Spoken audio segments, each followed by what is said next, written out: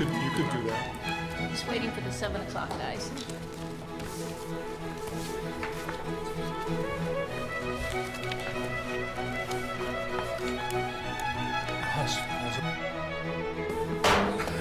All right, call the meeting to order. Welcome, everyone. This is the joint City Council and School Board meeting, February 28th, 2018, 7 p.m. I'd like to welcome all of our guests. The Mayor Winstead, thank you for being here and joining us, and all the City Council members, and welcome to our guests that have joined us also. So I guess you get to open remarks here. Well, and officially, I need to call a meeting of the Bloomington City Council to order, since we are here in public forum and there is a full complement of City Council members. So first of all, I'd like to call the meeting of the Bloomington City Council to order and identify it as a joint meeting between our school board and the City Council.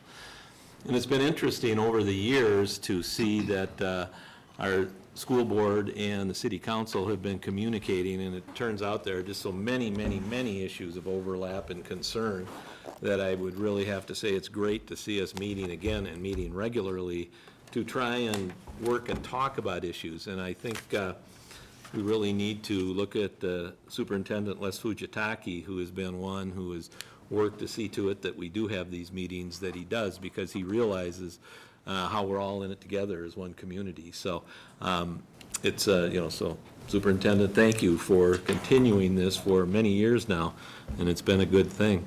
So many issues, we do flip back and forth from either City Hall or the administrative offices of the school district to conduct these meetings, and I'm just going to say I hope we keep them rolling forward. So we have an agenda, so Chair, if you would want to. Yes, Superintendent Fujitaki, you Great. can. I'll take over. Thank you very much. Good evening, everyone. Good evening. Let me see if I can get this thing to go. Believe it or not, this is our 6th joint session in 3 years. So thank you very much, everyone, for making this happen. I think it's fitting that we talk about a topic that we've addressed at many of those meetings, and that is student enrollment. Back in December 2014, the state demographer and our contracted demographer presented at the joint session enrollment projections. In March of 16, we heard about a realtors forum, focus group report, and it largely talked about student enrollment, how that affected student enrollment, housing sales. Then, in May of 2017, the state demographer came back again and shared demographic changes in Minnesota and how that's affecting student enrollment. Now, why do we keep talking about student enrollment? Because it's so important for both the school district and the city. It measures the success of a school district. Our state and federal fundings are largely formula-driven. It's revenue per student. You take the number of students, and then you come up with total revenue. That's why it's so important for the vitality of the school district, and a successful school district helps make for a successful city. So let's look at the demographic projections that were done back in 2014. The demographer came forward with these numbers for a conservative projection for our student enrollment, started in 14 all the way to next year. And she had projected that we might be below 10,000 students for the first time in probably 20-something years. She also gave an optimistic forecast, and that's in red. You can see we climb back, we stay above 10,000, and we climb up to 10,160 students. I'm going to show you what's actually happened. This is our actual enrollment. So you can see, and the 150 is a projection. We do projections early on, and that's what we're projecting for this coming fall. It's a little ways out, but that's our projection right now. So the conclusion from all of this is that let's compare ourselves to neighboring districts to have a relative framework for this, and you start with Burnsville. Started in 2012-13 to 2016-17, 4 years. Their enrollment has declined. Eden Prairie, same thing. Ridgefield, another decline. Edina has grown, largely because of open enrollment. Bloomington has grown largely because of resident students. So from an enrollment point of view, which drives the success of a school district, we're doing very well. So the good news, everyone, is that enrollments are exceeding projections. And that's my report. Just if I could ask a question on that. Student enrollment as a percentage of total city population in each one of those examples, or a ratio of students to overall population, how do we fare? I don't have that number, but I'll get it and give it to all of you. Are there any other questions? Not, I'll turn it back to the chairs. You want to go ahead with the next part? Well, the next item on our agenda is really an update on our Forward 2040 plan, and I'm passing out copies or a synopsis of that. So, City Manager Verbrugge is going to kind of go through this one with us, and I'd be looking for any kind of supplement or compliment from any of the council members. Thank you, Mr. Mayor. Good evening, school board members, and good evening, council members. The item tonight is one of the most, the one I'm talking about next, one of the most labor-intensive activities that we do at the city, and we have to do it every 10 years, and that's the updating of our comprehensive plan. The Forward 2040 process is the activity that we started a couple years ago to prepare for the update to the city's comprehensive plan. It's important to note the process for how this works. The Metropolitan Council has the authority for regional planning, and they produce a future framework that they call Thrive 2040. That sets the vision for the region, and it's within that framework that the cities within the region have to submit their 10-year comprehensive plan that aligns our systems with the system statements of the regional planning agency. They ask us to look at a number of issues every year when we do it. And so we start by looking at a lot of data and trends in the same way that the superintendent just laid out for what you're looking at related to enrollment. We look at our Bloomington population age distribution. You can see the 2010 is in the blue on the left for each of these ranges, and the 2040 forecast on the right. And what you can see here is that the biggest growth that's going to occur over the next couple decades is in our more tenured and senior residents, as we are going to be aging in place in the city of Bloomington. Just real quickly, looking over there, you can see the 65 to 74 and the 75 to 84 are the areas where we're going to see the greatest growth over the next 20, 25 years. So the forecast decade growth, we look at a number of trends and issues here. Households, we're forecasting growth, you can see by 2020 of about 950, 2030, 2,200, then 1,600 by 2040. Population growth goes along with the household growth, so you can see a very similar pattern there. And then employment, the interesting thing about the employment is most of the future development that we have in the city, the areas that will develop is going to be in the commercial designation. We don't have a significant amount of area for new residential development unless it's infill or redevelopment activity that is occurring. And that's because most of our development activity will occur in our 3 development districts of South Loop, Penn American, and Normandale Lakes, which are primarily commercial areas in the future growth. Population change that you can see in 2040, our growth again is going to be in the 65 plus, where we go from about 13.6% today to almost 27%. And in the 24 and younger, you see we lose about 4% population there. Here's what the age distribution has looked like over the last several decades, and you can see the transition of Bloomington from the 60s and 70s and the post-war boom, and what it was like to be a young suburb where every house had about 4 or 5 rugrats running around and the schools were bursting at the seams. You see on the far left there that 50% of the residents in the city were under the age of 19.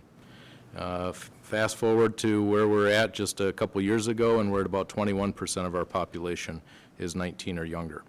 And that's a trend line that's going to continue, so that the boxes on the top are going to get larger, and the boxes in the middle and the bottom will start to get a little bit smaller. And you can see how we compare to some of the communities around us. We are the second oldest community in the metro area, behind only Edina. So Bloomington is on the right, Edina is second to the right, and you can see that the top 3 categories there are ages 60 and 70 and 80. They have us by a couple of tenths of percentage points in each of those categories. Compare that to an area like Lakeville or Eagan, where you see a much younger community profile. And then the state of Minnesota, the third one there, you can see that the state of Minnesota as a whole is younger than Bloomington and Edina are as well. So that shows you the concern that the school district is looking at for maintaining enrollment is lining up with what we're seeing in terms of population trends. So what's been done so far in our Forward 2040 planning process? The second box that's up there, Vision and Values, is the document that the mayor passed out in front of you, and I thought I'd spend just a moment walking through that. So at the very top is the vision, and I think it's really important when we talk about where do we see our place 25 years from now, and it's that Bloomington is a community of choice. That Bloomington is a place that people are seeking out to live and to work, to conduct business, to recreate.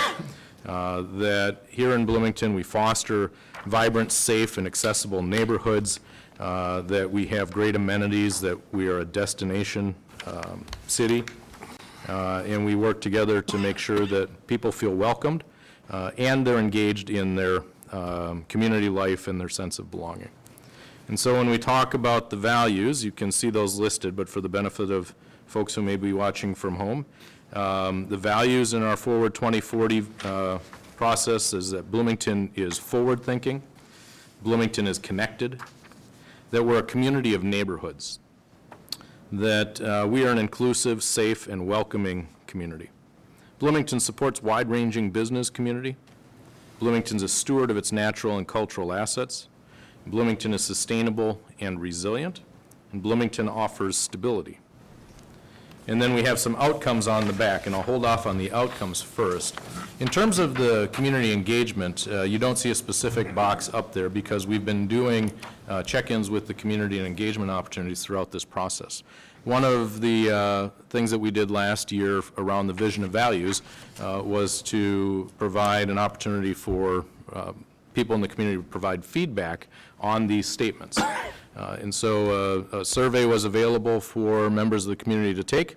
One of the challenges that we have is getting people to proactively participate in this type of a planning activity.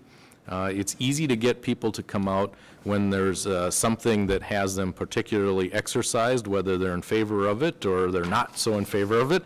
But asking them to come out and participate in a long-range planning discussion of Bloomington 25 years hence is a little bit difficult. And so the survey did not have as many participants as what we'd like to see, especially in a community of 85,000 people. However, the feedback we did get in that survey was pretty good around the vision and values. And for all of these statements, it was essentially 2/3 of the respondents strongly agreed or indicated agreement with them, and it was only about 20% that disagreed with these statements, saying things like they're too visionary or they may not be based in reality. So the 20%ers were ones who didn't necessarily think that we had a clear-eyed view of what Bloomington was, but the larger cohort that participated thought these were consistent with what they wanted in the community and what they see around them today. So some of the opportunities and the challenges that we see, and these words are sometimes used separately and sometimes used interchangeably. Placemaking and engagement. When we talk about Bloomington being a community of neighborhoods, we know that the place where people immediately associate is within their neighborhood, the people who are around them, their immediate environs. And so the feelings for safety, security, thriving, those originate in that area where they spend the most time, and that's in their immediate neighborhoods. And so one of the things that we see in the next couple decades as being really important is how we activate neighborhoods and how we engage our community, looking at how people identify with their neighborhood, looking at the amenities that are available throughout the community, and how we can potentially stage more events or create the opportunity for more events, whether they're organic within neighborhoods or they're facilitated by the community. Minimizing access barriers is going to be very important, especially as the demographics of the community continue to change. There's going to be an obligation, I think, on all of our parts to make sure that all members of our community feel engaged, that they have the opportunity to participate, and that we're working to constantly build community while the changing community is occurring around us. Sustainability and resilience. If you have occasionally been checking in with what the City Council is up to, one of the 6 strategic priorities that the City Council adopted is around sustainable practices. We established a Sustainability Commission at the beginning of 2017, which is a very technically competent and wise group of residents who have stepped forward to volunteer, who are very ambitious in their work plan, and are working very hard to make sure that Bloomington is adopting sustainable practices related to our resource management and how we do our operations and how we do our planning.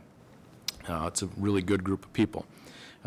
Throughout the community, we're going to be speaking to sustainability and resilience in the 2040 plan and how important that is for the future. Aging facilities is part of this conversation. I'm talking to the choir here when I say that we are a community that is in need of some rehab in the same way that when you get into your 50s and 60s, your joints start to go. You know, your knees get a little weak and your elbow, all those games of tennis, they start to wear out a little bit. Our buildings and the pipes underground and the sidewalks and the roads are all in the same condition. That we're a 50, 60-year-old community from an infrastructure perspective, and we have to pay a lot of attention to our facilities. The other aspect of facilities is that we know that to be a community of choice, we have to constantly innovate and improve and develop anew. And so some of the facilities we'll be looking at will be trying to figure out what does the community of today desire, but even more importantly, what does the community of tomorrow desire? And I think we're going to talk a little bit about one of those facilities in a couple minutes. Opportunities and challenges also include promotion of healthy lifestyles. You probably have attended one of the farmers markets around town. They are extremely popular. We see tremendous interest in our community gardens. Those plots are very aggressively pursued, and they go as quickly as they're open. We are continuing to work on alternative transportation so that our mobility options are increased and that we are providing additional access to natural environments so that people can recreate in more ways than they have before. And again, changing demographics, we talked a little bit about that already. Housing is a big one, and so the next couple slides are really focused on housing because the community profile, who lives here, in many ways is going to be a reflection of what our housing looks like today and how it's going to develop over the next few years. So we have changing needs and preferences. The demands are going to be changing as that aging profile changes. And then we have special needs that are created by having more seniors in the community. We have an aging housing stock. The city council has, for the last couple of years, been prioritizing housing improvement loans, especially in areas of emphasis within the community. We had an area in the northeastern part of the community where we developed a neighborhood emphasis and support program that was extremely popular, even more so than what we anticipated.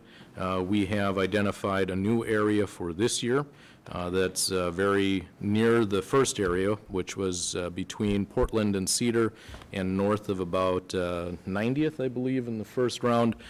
This next one will be from Portland over to the area of Nicollet, and then I think down to about 90th again. And so that area will get focused attention from a public works perspective, the opportunity to participate in home improvement loans. And the whole idea is to start addressing the aging housing stock and make sure that it continues to be attractive in the marketplace so that we're not having to battle market obsolete properties when we're looking at trying to turn over residents in the community. And again, we have limited land, so we're mostly doing infill and redevelopment. And affordability is going to be a significant issue. We have a task force that's been working over the last few months on naturally occurring affordable housing to try and identify strategies that we can maintain that really important product so that we do not become a community that is exclusive, that we provide housing ranges for all options. We also see that the trend and data from the Metropolitan Council in our community that we see through census is that we have growing pockets of poverty within our community. And so making sure that we have housing options available for a wide range is going to be extremely important as well. This gives you an idea of what the housing demand is. 4,800 new units over the next 20 to 25 years. And then when you do the affordability calculation, we have about 586 affordable units is the identified need from the Met Council.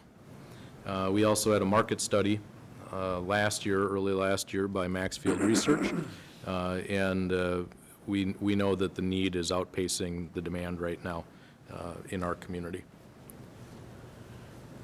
And then just wrapping up where we sit in the process, that you'll see in 2018, we are getting very close to the months of April and May when the Planning Commission and the City Council will be taking action to forward our 2040 plan to the Met Council for review and comment and hopefully adoption, which will occur in the latter half of 2018.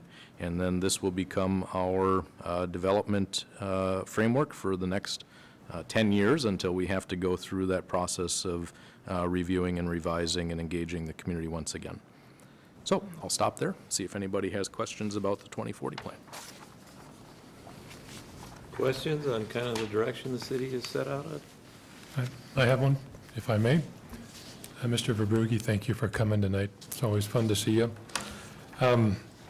When I look at the 586 affordable units, can you help me understand your definition of affordable? The affordable range is really in three different categories. And it's based on the area median income. So there's the extremely poor, which is about 30%. There's the 50 to 70%, and then there's a 70 to 100% of AMI. So they look at three different need areas and break it down. I don't have the breakdown by those different sectors.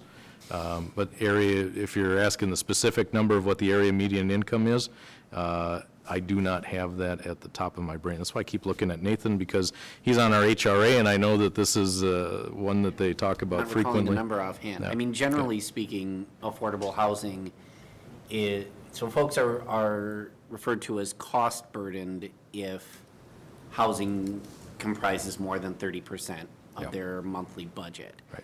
And so typically when we talk about affordable housing, I mean, in terms of percentages, generally speaking, at least the HRA is kind of operated at, folks who are at 60% of AMI, that's kind of where we think about marketing affordable housing. So if you think of 30% of 60% of whatever the AMI is, it's a complicated math problem. We'll follow up and we'll get you the Yeah. specific number.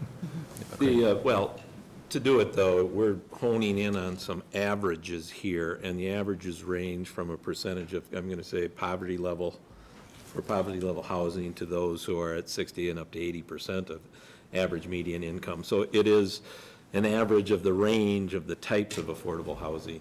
It's there, but specifically, we can get those numbers and break them out for you. That'd be great. It helps us understand when we look to recruit new families and hopefully some younger students to help the demographics.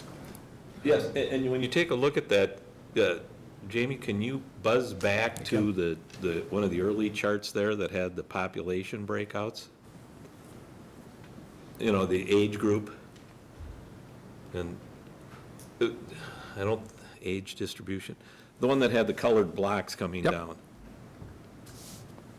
There you go. When we look at it in affordable housing, we need to be aware that we need affordable housing units in each and every one of these age ranges. You know, whether it be seniors, whether it be others. Whereas, you know, the schools, I can see where they need to kind of focus on and see student age population groups and things like this. But when we look at this issue, we need to see to it that we can service affordable housing units in every range. So while we're with you and want to see focusing on families, you know, no doubt about it, we can't do it at the expense of other age demographic groups, households. So it's, we've just got a bigger challenge than, say, the schools do. I understand. Yeah. You know, one of the concerns that had come up, and I've been to several housing task force meetings or group meetings, community meetings, is let's distinguish between affordable rentals and affordable mortgage housing type things, because we have a wide variety of immigrants and so forth like that, and people that need rental units. And that's pretty much directed by the developers or the property owners and so forth like that. But I think when we've gone to these meetings, they say, you know, that's nice, mortgages is nice if I have over $40,000. But when they're at $36,000, which is almost the minimum needed for a $1,000 apartment, you know, that's when the anguish and frustration comes in, is because there aren't that many. There's been a family that I've been trying to help, and going around to all the different apartment complexes that we have, you know, they don't have apartments available, or it's at least 1,100, and they don't make it, you know, when they're at 36,000 a year. So there's a real distinction between affordable rentals and affordable housing when we talk about this. That's a good point. Board Member Sorum makes. The issue is compounded by the market that's occurring right now. And so the affordability conversation today is really about what's driving the housing market today. In our rental stock, our vacancy rate is about 3 to 5%. It may even be lower than that, which is basically zero, because that's the time that units are in turn once they're vacated and they have to get them, you know, cleaned and repositioned and then back out there. So we don't see a lot of vacancy in our rental markets. Consequently, rents are going through the roof right now, and it's not exclusive to Bloomington. It's happening throughout our region because of the extremely low vacancy rate. In the owner-occupied housing, we're seeing a little bit of it, and that's a double-edged sword, because a lot of it is recapturing the lost value that occurred 10 years ago when the market crashed. I think most cities are just now starting to get back within striking distance of where their median household value was back in 2007, 2008, and we're one of those cities. We're just about there right now. So we're seeing in the last year a 5% value increase is about the average. And so you look at what's happening with the market right now. I think you probably saw the article in the Star Tribune about where the hot housing markets are. Bloomington wasn't in the top 10, but we know from the Realtor data that we do have a hot market. And the housing values are increasing. That's great for people for the most part. But there are also folks that are starting to price out the market as they go to look for owner options. So we got two issues that are going on, you're right. Just quick, I happened to pull up the ACS on my phone, and 2016 ACS says median income in Bloomington's $67,473. The median income. That's the area median income in. Could city you of repeat Bloomington. that? Yeah, so the AMI, area median income in Bloomington, according to the 2016 ACS, so it's a little out of date, is $67,473. So basically, Member Sorum, the family you're talking about is at about 50% of area median income. Yeah, Right, yeah. right. I have comments on that too, because I've helped quite a few families try to find housing. And I know when they were having the different forums for candidates, one of the questions was, does Bloomington have affordable housing? And I could say no, because it has been extremely difficult, just like Director Sorum, to find housing for these families. We're talking families that want to live here. I know that you have built some new housing, the Genesee complex. I know that the Concierge was totally redone. People who had affordable housing were kicked out and ordered for the developer to make it up what he wanted it to be. So those people were displaced, and I don't know where they all have gone, but probably not still in this area, which is a concern to me, because when you establish yourself in a community for a long time, it's hard to move somewhere else. And I have young couples that I work with, and they want to stay in this area because this is where they met, this is where their friends are, and they're ending up finding housing way out in Chaska and Shakopee and Jordan. So we're losing people that would like to live here.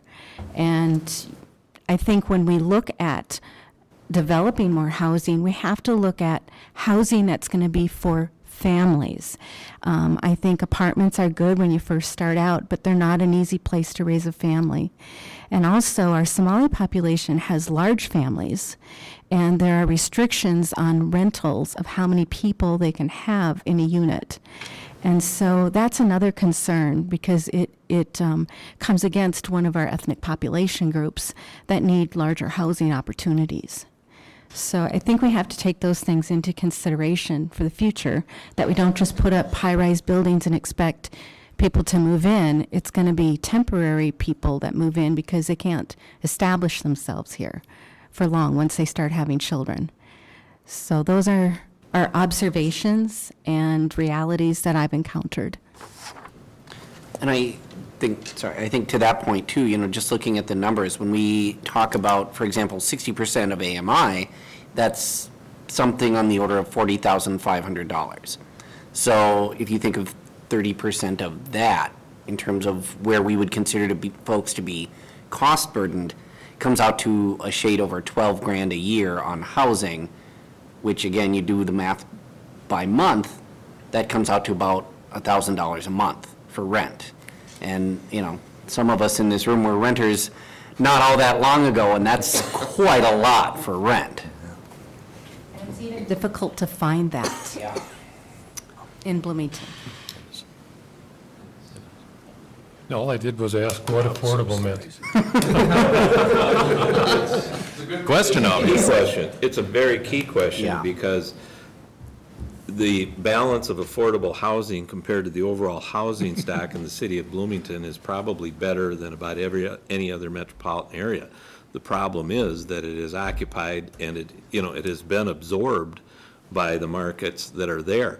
So what we need to do then, in order to kind of fill what you're thing is figure out a way to create more of what style and type. And all that means is we've got to work with everybody, every social service agency, every philanthropic agency, in order to try and have those units built. And here again, we are in a competition with every other metropolitan community to do exactly that. There are only so many dollars because it runs on the average to provide an affordable housing building or units individually north of $150,000 to construct and build a unit in the affordable range to meet the needs for Member Sorum's family that he's looking for. And so if you want to do that, it either has to be subsidized in the form of rent or subsidized in the form of construction in order to get a unit in that area. And we're all chasing the same dollars to do exactly that. We're fortunate in Bloomington, we're ahead of that curve, but we cannot get the supply out there for that financial demographic quick enough. It's just not happening. Mayor, are there any plans to build more common bond communities? We've got a couple of common bond communities in the city of Bloomington, and they're wonderful. They're great. Here again, it's one of those things when we can come up with a way for common bond to come in, find them the property, the land, how they can work it through. It's there. The problem is we are limited. We are limited in what we can provide or have the resources for to have common bond come in. But here again, I put it this, what would common bond? They would probably have requests for the construction of 10,000 units and the ability to build 500. Yeah. You know, I mean, that is the type of thing we do. But common bond, you've named one of really the best, one of the best nonprofits in providing affordable housing. Really nice units. They do a great job of management. And if I may, Mr. Chair, or Madam Chair, Mr. Mayor, the challenge of affordable housing from a public policy and planning perspective is really difficult because of the number of funding sources that we have to go to make a deal viable. We have a redevelopment district right now with an excellent development partner interested in including an affordable component. We cobbled together a number of different funding sources, including the city and the HRA, and some outside investors, and did not make it through the Minnesota housing scoring process. And so that project gets put on ice until we can try to find a source to close $2 million gap. It's not cheap because the amount of subsidy on each one of these units is significant, and it's a very competitive market right now to try and get funding for these projects. We're even finding that in the market rate space, quality developers with track records in the immediate area are having trouble getting traditional financing for market rate projects right now in one of our fastest developing areas. So there's a lot of fluidity right now that's making housing development really challenging. And we have just also directed our staff to come back with a list of type of actions, and I'm going to say maybe code amendments or policy changes that would, most of them did not have any financial implications, but they were way that we could, what do you want to say, legislatively mandate things to happen with different apartment owners or developers. So things like what happened, I still call it Century Court in Richfield, the things that happened there could at least be staved off or worked with so that it doesn't just go to straight displacement of a unit like that or a complex like that. So we are working in that direction to head that one off. And the last comment I would make, so we can move on with the agenda, is really thinking about this idea that Bloomington is a community of choice and what that means for the future. Our projections, the forecasts show a continuously aging community. And so it's, I don't want to say there's a value judgment related to the demographic mix.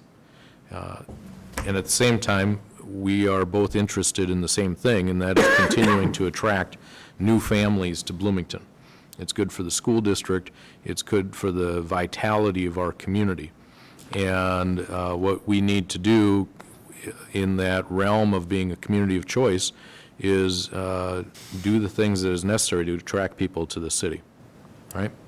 And how we do that is probably going to happen in a number of different areas, but one of the things that we can really rely on is we are relatively unique among many of the cities in the metro area, is that we have the full spectrum of housing available for people to buy as an entry home product and then continue to move up as they may progress financially or economically through their careers or through the size of their family, that we have a really broad range of housing options in our community.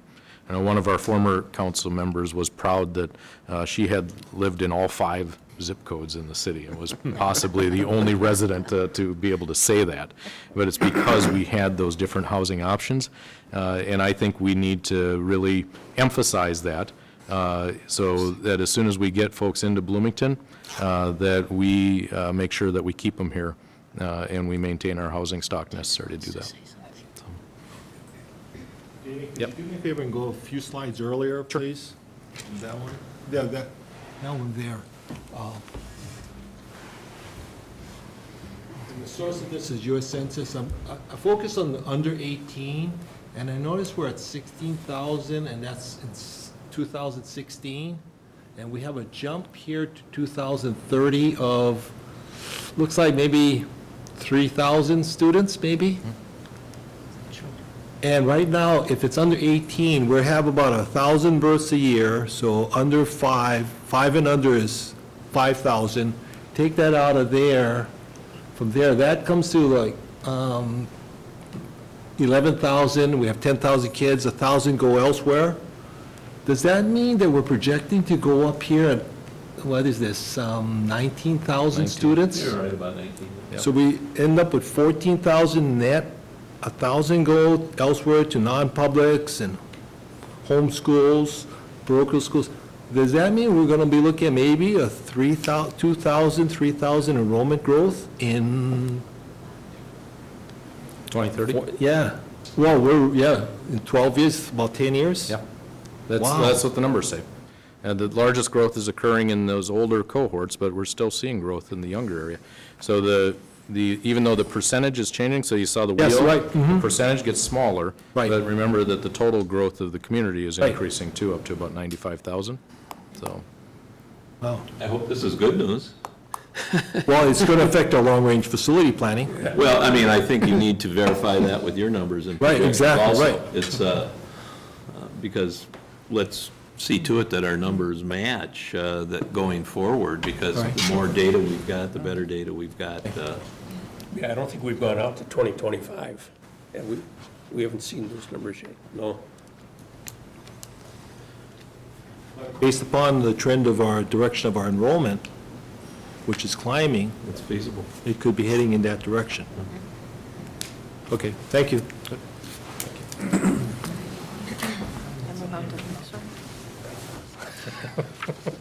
Yes, one of the things, obviously, we have been working with, Couple hours. made presentation with the school board is regarding the community center discussion in the city of Bloomington. And we'd like to just kind of review some of that at this point in time and, work through this pretty quick. And Mr. Verbrugge, you were going to frame this one up also? well, thank you, Mr. Mayor. The school board's been aware for, I would say, a short period of time that the direction for the community center process is moved into a site selection discussion at this point. Do a little bit of history first, if there are some folks who are watching who may not be totally up to speed. The city has been looking at the possibility of a new community center for several years now. Beginning in 2015, a task force was established to delve deeper into that issue, look at different options. We appreciated the school board had a representative on the task force. Thank you. It was, Maureen was the chair at the time. And that task force recommended to the city council that they move ahead with planning for a community center. As part of that process, the task force made some recommendations for various sites throughout the community to be considered, and also strongly suggested the city council seek out partners for a community center so that it was not a city initiative alone, recognizing that by bringing more partners to the table, it would improve the outcomes related to the community center, but it would also potentially mean that we had more financial partners participating as well. The city, to that point, discussed a partnership for a community center with a number of different organizations, ultimately deciding to enter into a memorandum of understanding with the YMCA of the Twin Cities to go down this road and look at a joint facility. Then as we started to zero in on site selection, one of the sites that emerged relatively late in the process was ultimately decided by the city council to be the one that had the most advantages, was the Valley View Playfields near Valley View Middle on the east side of the city. Recognizing, of course, that property does not belong to the city, and so an opportunity to bring yet another partner into the project if the school district were interested in doing so. And we are here today to talk a little bit about the community center conversation, and I also want to acknowledge we have a stakeholder working group that was set up to continue to do the analysis work to move the ball forward for the council. Some of them are in the audience with us. John Stanley is a community member. Amanda Novak is representing the YMCA. John Olson, I see, is sitting back there also. And Mayor Winstead is also on that working group. The invitation has been extended to the school board to participate in the stakeholder working group if interested in doing so, with 2 board members and the superintendent. So there's equal voice among the parties sitting at the table as well. I think that we have had, over the course of the last couple of weeks, between the superintendent and I, and between school board and the mayor and in some council discussions, a pretty good identification of a number of the issues that we need to have answers to if we're going to be able to get all of the parties into a place where this seems like it might be something we might want to move further down the road. But I'll just tick off a couple that we've heard.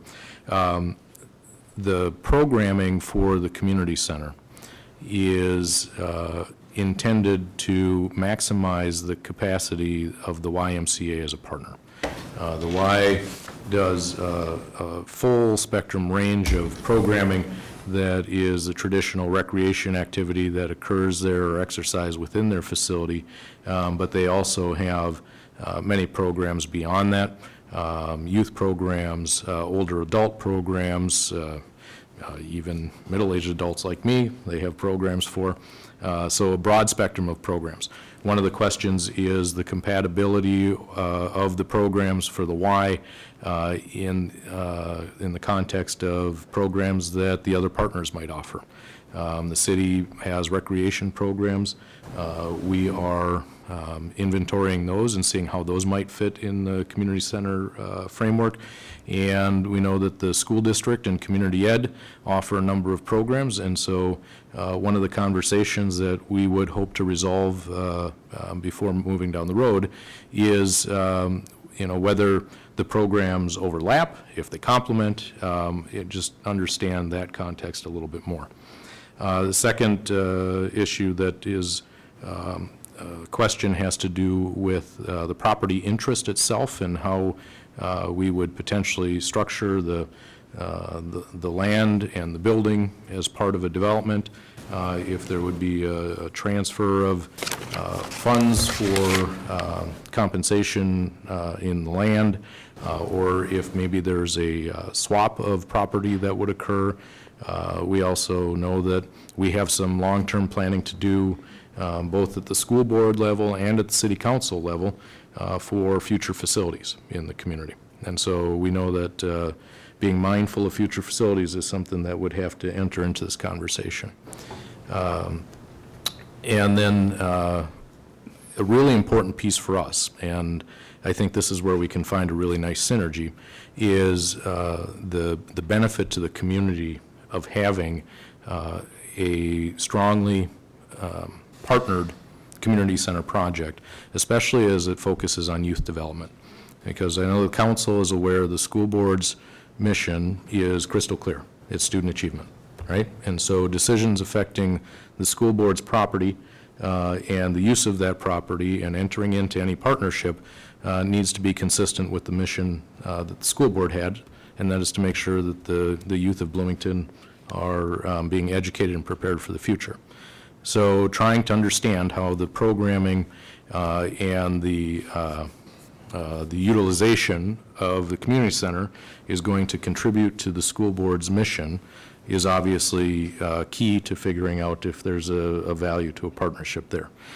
One of the things that I'm excited about is the opportunity for the city to really develop a much more robust youth development orientation through our community center programming in partnership with the YMCA.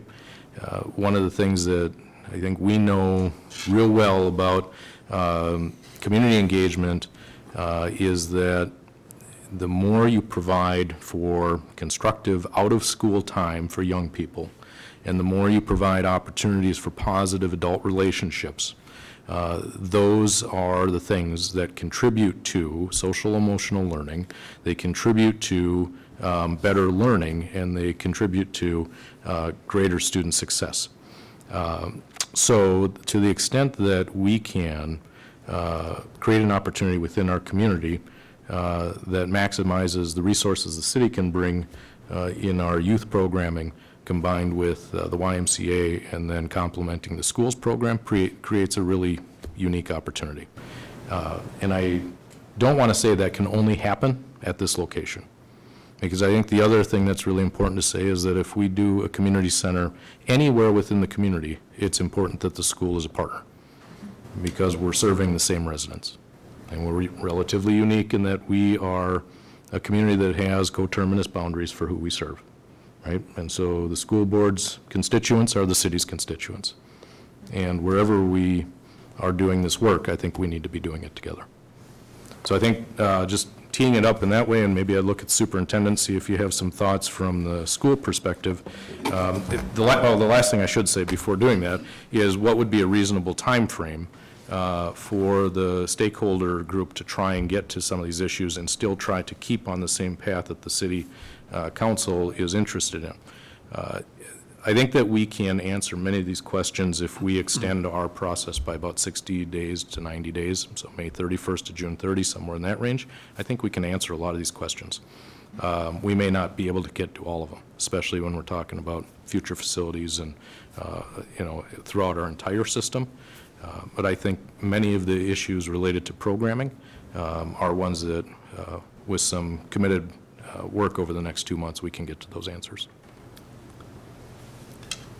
And the stakeholder group, that is the charge they have, is to work on what programs and what facilities should be provided. And so that's really what we had been working with. And when the Valley View site was identified as a good geographically placed site of size and location, it was one that we started thinking then, well, wait a minute, while the school district was engaged in the task force and saw, was able to see needs and understand balance of what a community center could do, is it became apparent that we started looking at, and when we did go into the memorandum of understanding with the Y to see how it develops, what programs, what facilities, what amenities each party would or could provide to a community center, it became very apparent that there was a great deal of overlap and really kind of would assume interest from the schools to see how, their constituency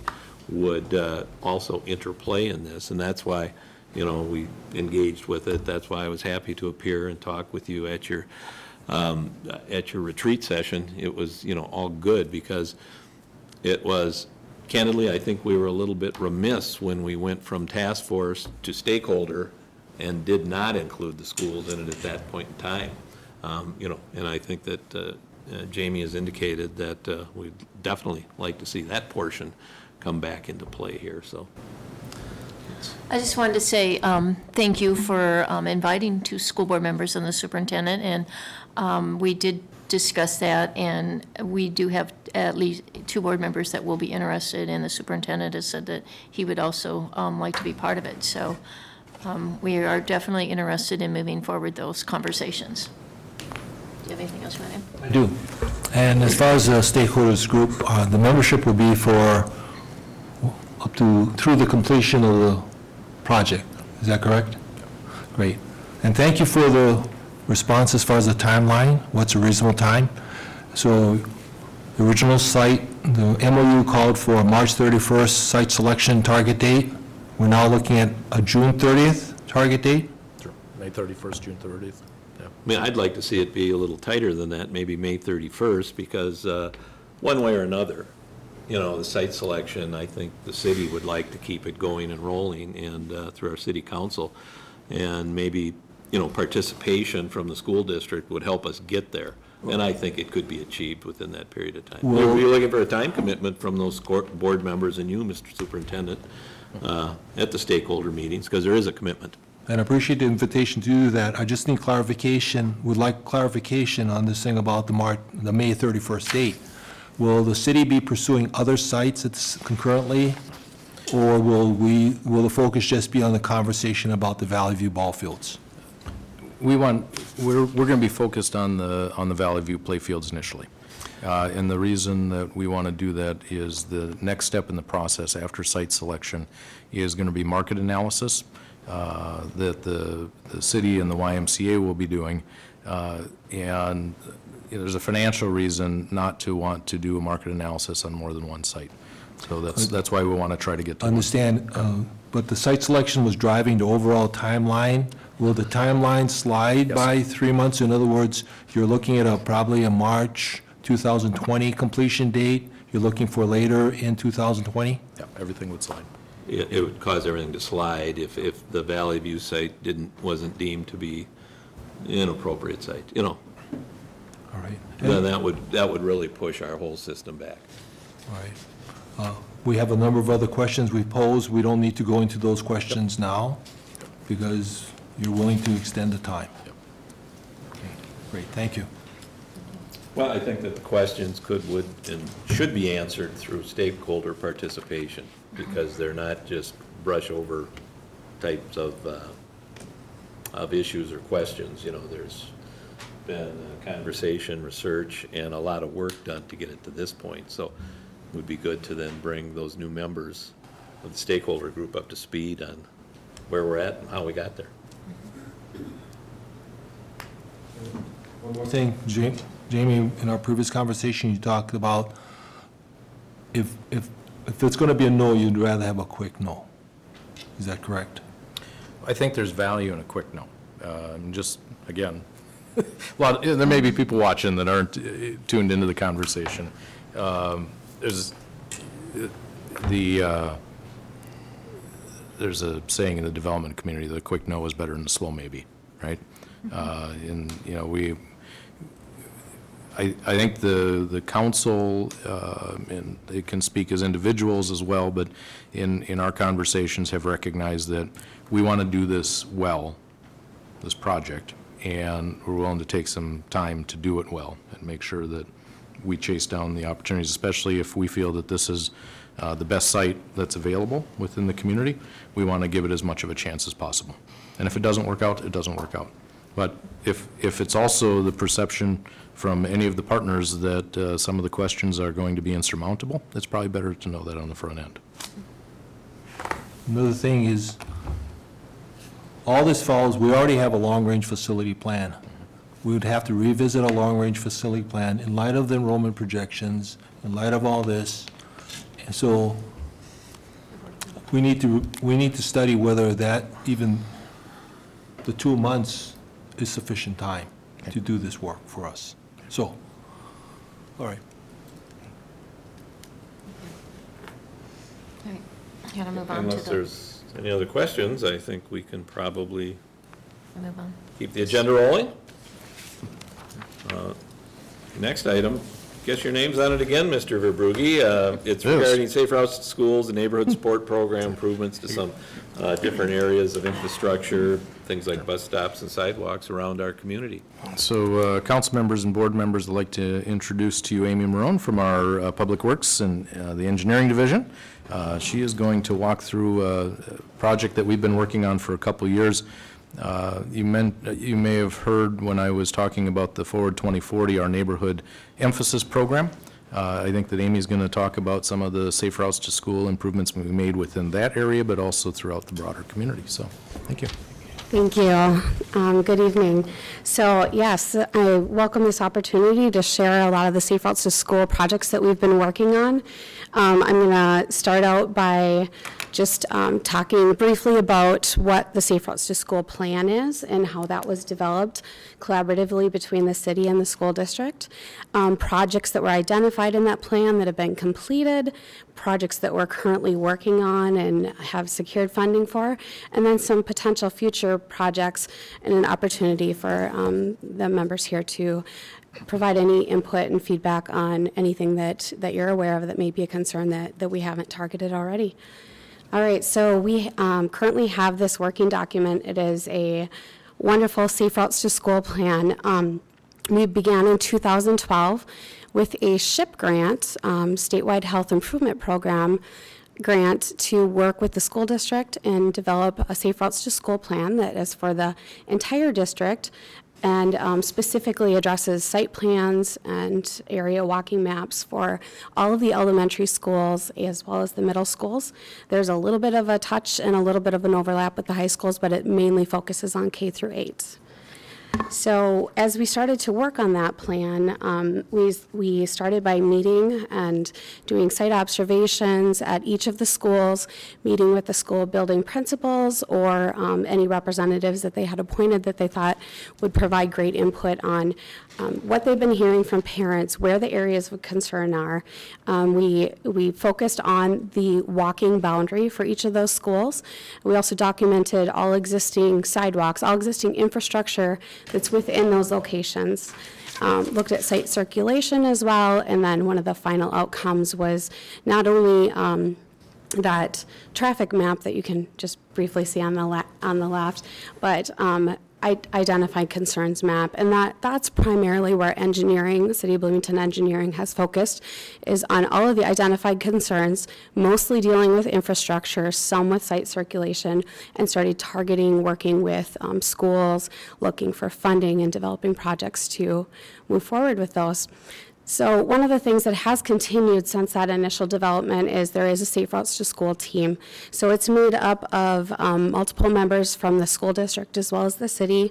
We have people from Bloomington Public Health, the police department, engineering, and then from the school district we have Director of Learning Supports, Transportation, Buildings and Grounds, Communications, Finance. So a lot of good representatives that have continued to work forward on how do we continue to implement these things. So what I'm going to do to try to save a little time is not get into the detail of every project, but kind of look at each school campus and what we've identified and what we've worked on. So for the Valley View campus,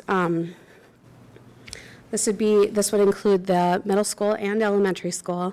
One of the main things, we've actually been working on this crosswalk location well before the Safe Routes to School plans were developed, but we have about 90 students a day that are crossing Portland Avenue at Valley View Middle School, at Bischoff Lane, and so we've been able to construct new sidewalk along the north side of 88th Street, moving to the to the east. So about a half a mile of sidewalk was installed. That was part of a Safe Routes to School grant where the city did a local match. We installed this overhead rectangular rapid flashing beacon, enhanced crosswalk. It has been extremely successful. We've done a lot of follow-up study of it to make sure that there's good driver compliance. The police have been out there at the beginning of the school year to help establish that, as well as we've had good support from the city, or from the school staff as well, where they've been staffing it at the beginning of the year, just to help establish good user behavior as well. We've worked with the elementary school just to address some spot crosswalk issues for the crosswalks across 88th Street. So we have several things that we've done in the Valley View campus area. Jefferson and Olson, we were successful in getting a pretty large Safe Routes to School grant in this area, so we compiled a lot of different crossings and projects all together. So just to kind of list those, several years ago we did an enhanced crosswalk across 102nd Street in front of Jefferson. In 2016, we completed the enhanced crosswalk on Old Shakopee Road at Cal Avenue, on France Avenue at Heritage Hills, on Johnson between the Olson schools and the Jefferson schools. That included a curb bump out as well to reduce the crossing distance.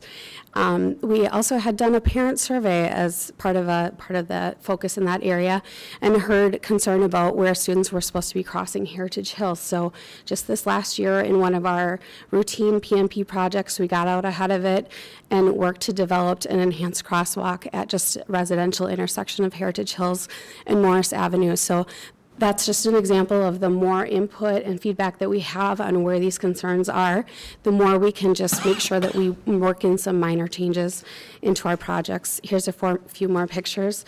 In the Jefferson-Olson area, we are also able to put in new bike racks at all three of those schools, as well as an off-road trail connection to get the pedestrians out of the driveway back behind Olson.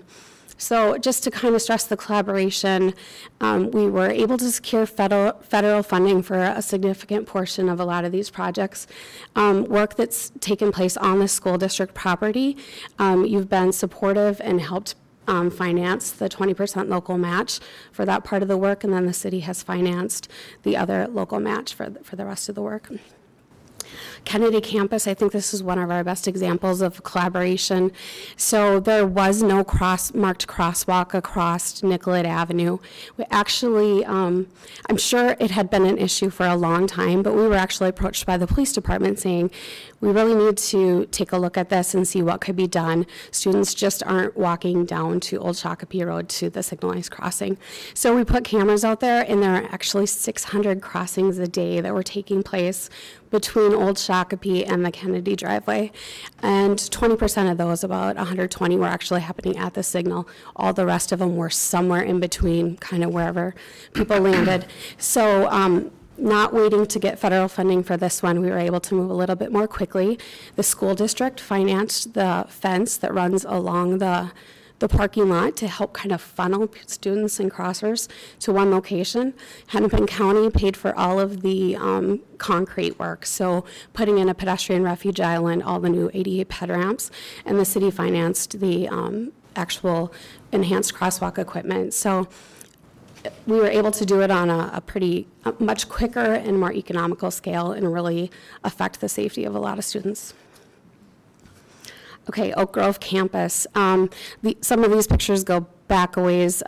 We installed an enhanced crosswalk across 106th Street, primarily to serve the neighborhood that's directly to the south, where there are not a huge number of students, but they are within the walking area, and their nearest controlled crosswalk was at least a half mile either direction. So just some protection for the crossers that need to cross there. We also installed a turn bay into the school. We had heard from the transportation department.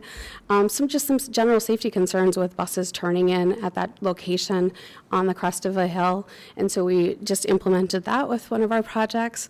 And then working with the elementary school, we on 104th Street, we're able to move a crosswalk out of the school driveway, put in some ADA ped ramps, some new signage, minor things that we're just able to do those with some other projects as long as we're aware of it and know where we can make improvements. And then back on the Oak Grove, I will get to some upcoming bigger projects for that location. Indian Mounds Elementary, we are approached by the building principal. You can see in that top photo, maybe a little bit, that there's a neighborhood sidewalk that actually goes through the neighborhood to the north. It's a great neighborhood connection for all those students that live up there. But the crosswalk just got bigger and crossed into the whole mouth of the driveway, which is really, that's the primary entrance point for how their circulation works. We were able to relocate that crosswalk and put in new ped ramps and just really improve the visibility and location and just remove the pedestrians completely from interacting with the vehicles that were queuing and entering into the school. All right, Washburn Elementary. So we had an 84th Street traffic study that was completed in 2012, and we had a lot of school district stakeholders on the committee for that project. One of the big issues that kind of came up was a lot of traffic queuing on 84th Street. So that study focused heavily on different driveway modifications that could be done for the school to help pull the stopped vehicles off of 84th Street and really improve safety for everybody who's traveling through that area. So we constructed a right turn bay into the school, changed the striping on the roadway so there's also protected left turn lane, and did a crosswalk enhancement for a new school crossing that was determined to be needed down at Thomas Avenue. Other elementary school things, this is, just a pretty minor crosswalk enhancement where we relocated a street light, put in a new curb connection, and then the school district installed some new sidewalk, pulling pedestrians out of the driveway. It's really critical, so we were able to work collaboratively on that. Hillcrest Elementary, we again, just worked with the building principal, heard that there was a concern, there was no marked crosswalk across, Mrs. Corman, you're aware of this one. There was no marked crosswalk across 93rd Street. We found what would be the ideal location for that to be, since we knew that there are a lot of students that are walking to the north. Posted some no parking so that there's not the conflict of kids walking between parked vehicles, and put in some ADA ped ramps, and so we worked through that one. There's some new sidewalk within the walking boundary of Poplar Bridge, and we also were doing some intersection control evaluation in that area and determined that it would be a benefit to the safety of the pedestrians within the school walking route to add some side street stop control and some approaches through there as well. Now, this gets a little bit more into what Jamie was alluding to with our kind of focus area with the neighborhood initiatives, where we were working within that area in 2016 and 17 that falls between Old Cedar and Portland, and then American Boulevard down to 90th Street, just looking for what are some locations where we can get a lot of bang for our buck as far, for infrastructure. And I'd been working quite a bit with the transportation department and know that there were like 270 kids or so that are getting picked up at Georgetown Georgetown townhomes. And so we went out and did some observations on where all those kids are standing and how does this operate. And it wasn't good in the winter. There were a lot of snowbanks that they were having to climb over. And so we worked, and this is even on private property, but we worked with the property owner, and we constructed a building pad for that school bus for those kids to wait, and they've agreed to take over the maintenance of that new infrastructure. And then while we're out there looking at how well it's working, we noticed all these kids, the high school kids, walking up to a different stop. They didn't have any sidewalk to walk as well, so the next year we were able to construct some new sidewalk along there, along Bloomington Avenue, also some sidewalk along 80th Street, serving, again, there's another apartment complex that had 84 kids that are getting picked up. So locations where we know that we have a concentration of people using and accessing the, transportation, especially the school district transportation, made some focused improvements in those areas. Okay, so projects that are in the works. Ooh, that color doesn't show up great. Anyway, okay, in the Oak Grove campus area. So I'm going to talk about 3 projects coming up.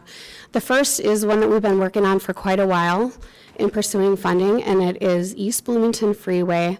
There are students that walk down that road currently, and there's no sidewalk or off-road facility at all. And so we were able to secure some federal funding to construct a sidewalk or bikeway along the east side of East Bloomington Freeway.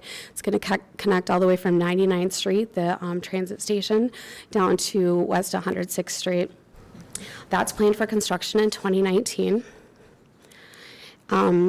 So MnDOT, I'll get to their project shortly, but since they will be reconstructing the 106th Street Bridge with their 35W project, which is going to really open up sight lines. It's a great project. It's really going to improve safety for Bloomington residents. But the city is going to work with that, and we're going to conduct a project on 106th Street. One of our goals was to improve the pedestrian safety for the numerous students that are crossing under 106th Street on their walking route to the east. So we already have some trail along 106th Street that runs parallel to the schools, but we are also going to be extending that. We are closing 2 of the roadways that intersect to reduce potential conflicts. You can see in that little picture on the bottom, just sitting out there during dismissal time, it doesn't take much effort to see numerous kids walking between vehicles. You have to pull up quite a ways to make your turn onto 106th Street. So there's kids walking between vehicles, behind vehicles. There's just a lot of potential pedestrian conflict. And so we're going to be closing that roadway segment completely. The road will just curve up at 104th Street. So anybody still on East Bloomington Freeway will head west and will be able to utilize the traffic signal to access 106th Street at Humboldt. So we will also be adding some lighting underneath the bridge when MnDOT, we'll probably add that in with the MnDOT project. There will be some pedestrian safety improvements at the signalized intersection as well over on the east side of that intersection. And then my brief update on the MnDOT project. So hopefully everybody is aware that MnDOT is going to be reconstructing the 35W bridge over the Minnesota River. I know that we've had, city staff has had meetings with school district representatives, and that it's obviously a concern due to the proximity, and it's going to affect people's travel times. And they are committed to working under traffic, so there should be a minimum of 2 lanes of traffic in each direction throughout the duration of the project. They're out for bid right now, so they anticipate something to get started as early as this fall. While the project is going, what we've heard is that it is likely that the southbound ramp onto 35W at 106th Street could be closed for the duration of the project. The northbound exit ramp onto 106th Street is likely to be closed for the duration of the project as well. There will be a posted detour onto 98th Street for those moves. We know that will have some impacts on the school district. We are going to coordinate that as much as possible throughout the process. The other probably bigger concern is that sheer number of pedestrians that walk under 106th Street, because the 106th Street Bridge is going to be replaced as well. So we are coordinating with that as well. Until a contractor is selected and they figure out how they're going to stage the project, it's really hard to say for sure what's going to happen. The contractors that we have spoken with have indicated that they do not want to be working there when there are students or there's the potential for students either. So likely that the bridge work would happen over 2 separate summers. But we will continue just to coordinate everything that we hear and work with the school district and give as much information in advance notice as possible, just for planning purposes. Well, 2 comments to that, Amy. With Yeah. those ramps being closed for whatever construction needs to be done, it'll end up reducing that rush hour traffic on 106th Street. That's not a bad thing. Bottom line is, though, the bridge is going to be under the bridge won't be accessible for pedestrians, obviously, and you stated that. So, and I know you're working with the school district, and you maybe have already talked about this, but consideration of maybe busing students from the east side, just in an interim, temporary basis in order to see to it that there is a safer way than trying to scurry through a construction site to get there. So, I mean, those are the things that I know you're working on, but I just, this is a tough one. This is really a tough one to engineer, do, and get constructed, but it's really a necessary one for us to figure out the best way to get it done. It's so, there may be challenges, and I think the school and the city can work through those kinds of things to keep it safe for the kids to get to and fro. Mayor Winstead, yes. The school district actually did bring up the idea of possibly busing during that time. Great. And needing as much advance notice to coordinate that as possible. So that's my role in this, is to help just coordinate that as much as possible. All right, so some other potential projects. Nicollet Avenue, there's a school crossing at 88th Street. This is just a minor thing. It was identified as a potential concern when we were developing our Safe Routes to School plans. So when we heard that Hennepin County is going to have an overlay on this project, we just gave them that sheet from the plan. They did an evaluation, and they're just going to consolidate down to one crossing, enhance the signage, and move forward that way. So another example of having a plan helps us just make minor changes to improve safety.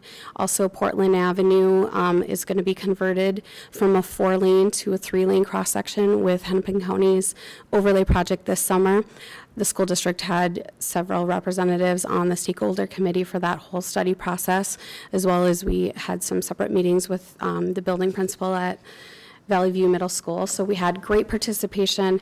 It's really appreciated just to know that we're able to identify all the issues up front and work through them while we're doing the study instead of at the end. So, okay, another possible future project. So the Olson School driveway, so this is the single driveway for both the Olson Middle School and elementary school.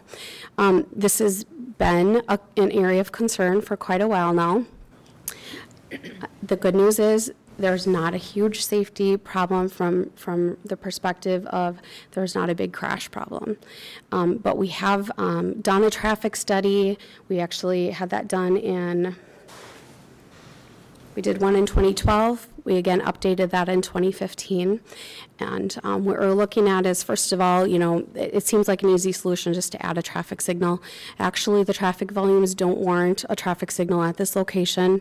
It would add additional delay on 102nd Street without having a net improvement of delay on the driveway. And since there's not a crash problem at this point, we don't have anything that would trigger the warrants, so we couldn't use any of our city funding for that type of an improvement. So what we did is take a look at what are some other options for improvements at this location.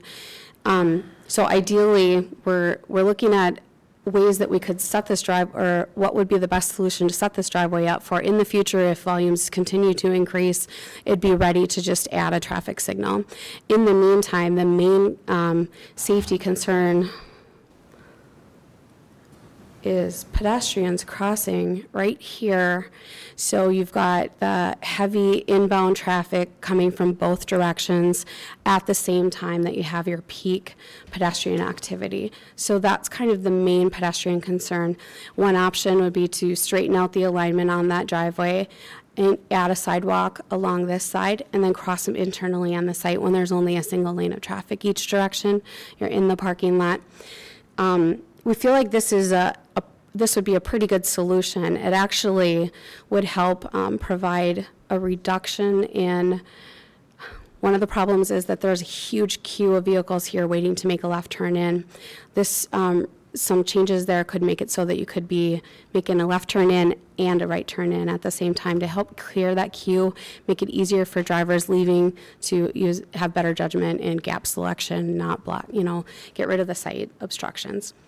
The challenge with this project is that the last time we did a funding application, it had a price tag of $525,000 just for this just for the construction cost of this project alone, it did not score well in our federal funding application.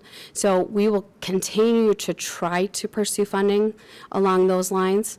In the meantime, since we haven't secured that funding back in, I think it was 2015, we did a turn restriction trial at this driveway just to see if we completely restricted the left turns out, what happens.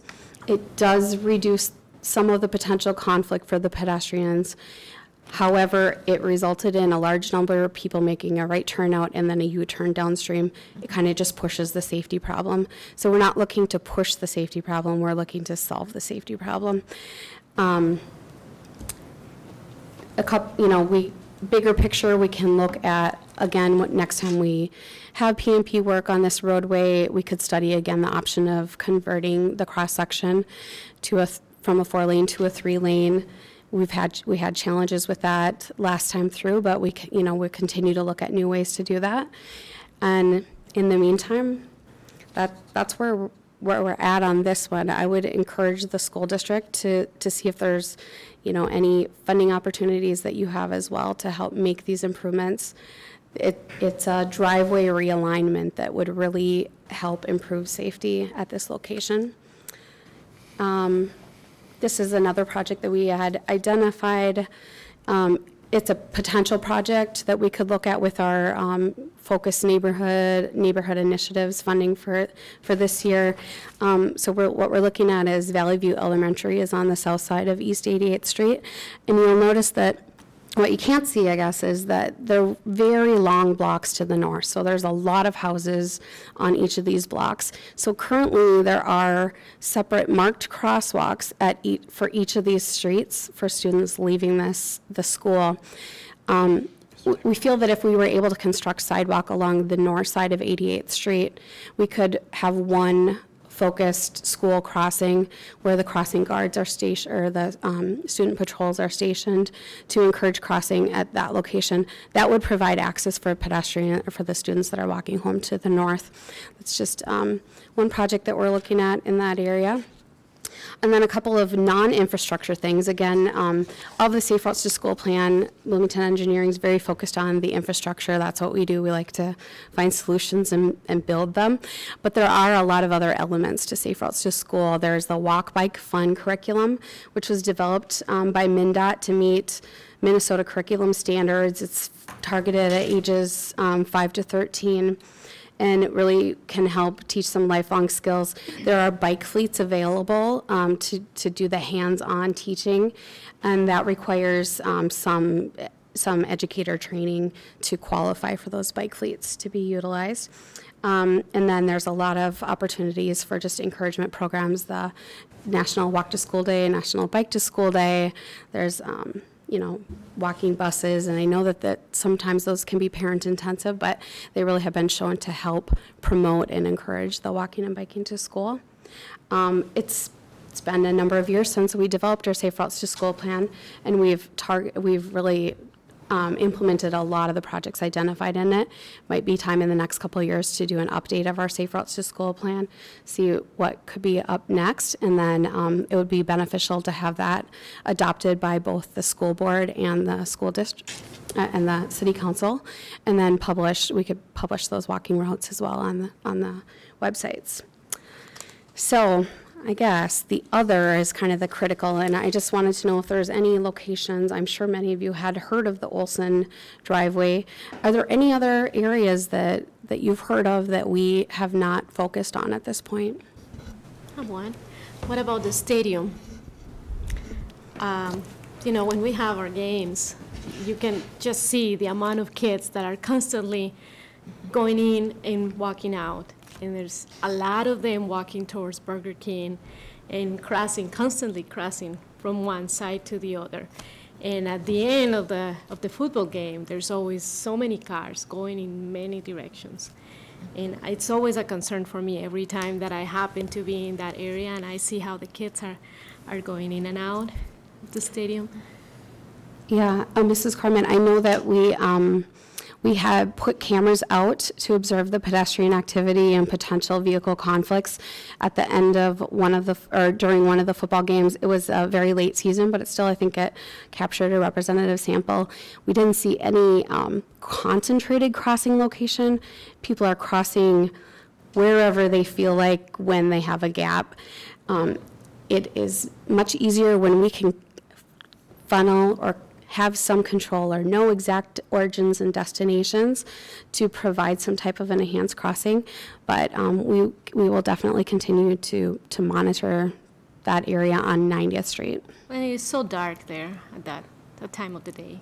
Yeah, After the game. it's true. Yeah. Thank you. Yeah, thanks. Oh, yeah, I think you addressed our biggest concerns, which were under the I-35 right here on 106 and also on 102nd. And I think that the added crosswalks have been an asset to 102nd. But what I still hear complaints about is the high speed at which traffic travels up and down that street. And so there's a lot of concern about kids crossing and cars going really fast. I don't know if your traffic studies have seen any of that, of the high-speed vehicles, and if there's any way to kind of curb that. Are you speaking regarding 102nd? Yeah, 102nd. If I could just dovetail something quickly here, time gone by, and I'm going to say decade gone by now, we brought up the lightning rod issue of changing 102nd Street 4-lane to 3-lane, and it involved some right turn construction also going into Jefferson High School. And I was going to bring up, you mentioned next PMP project, things like that. We'll probably bring that for consideration, but to also bring in the Jefferson High School ingress, egress situation, which here again is problematic. I can show you the scars from those hearings. It was one of those lightning rod issues that we collectively are going to need to take on going forward, but it would be at that timing of PMP, because one of the ways to slow that traffic is to take it to a 3-lane configuration. It does add elements of automobile platooning and things like that, but it also creates some, let's say, less desirable rush hour item traffic patterns for people who want to scurry through 102nd Street and don't have the schools in mind. So it's, to your point, you're exactly right. We see the speeding, and much of that is done because of the 4-lane configuration, and you mentioned it. But if you could explain it a little more and what we went through back then.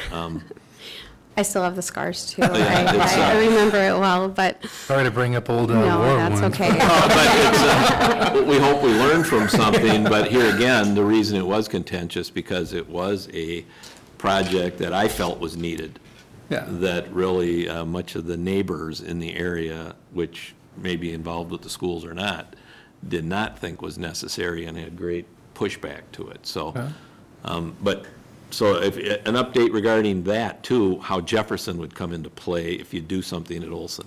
Yeah, so one of the major challenges that we found when we tried to look at the 3-lane the first time was the driveways for Jefferson are so close to France Avenue that we had an overlapping queue problem. So one thing would be, it would be very beneficial if we could actually look at the circulation inside of the Jefferson lot as well, and kind of how those driveways operate. I think that might be critical in how we would make a 3-lane work.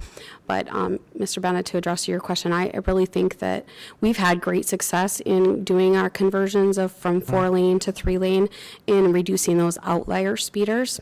So it still brings the 85th percentile speed, which is supposed to be close to the speed limit. It brings it much closer to the speed limit, not lower than the speed limit typically, but gets rid of those people that are going, 5 to 6 miles an hour faster than the rest of the cars that are somewhat weaving in and out. Having everybody go closer to the same speed is just ideal and safer. There's a really heavy peak on 102nd Street, as we all know, especially in that AM when it overlaps with the regular traffic peak.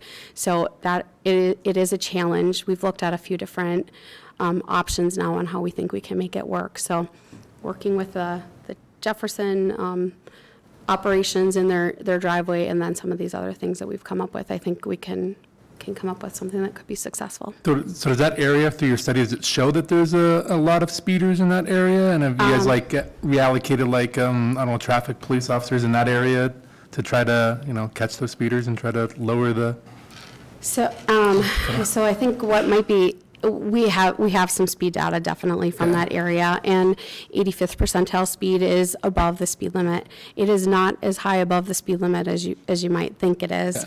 And one of the things is if a car is going 38 miles an hour past the school, it feels too fast. Yes. So that's part of the problem is that they might not be ticketable speeding, but it's still, but definitely following the last parent survey of the Olson and Jefferson parents, we did notify the police department, and I know they had some additional speed detail out there at that time. Excellent, thank you. Yeah. So, in the sake of time here, and we still have other items on the agenda, I'm going to ask that maybe the future questions on this could be directed to either you or you through this, and they could contact you directly, if that's all right with everyone.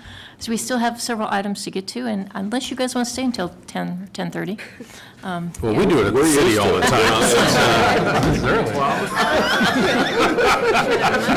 You guys get off so easy on a regular basis. We go We stay that late sometimes, but this schedule says we're not, so. All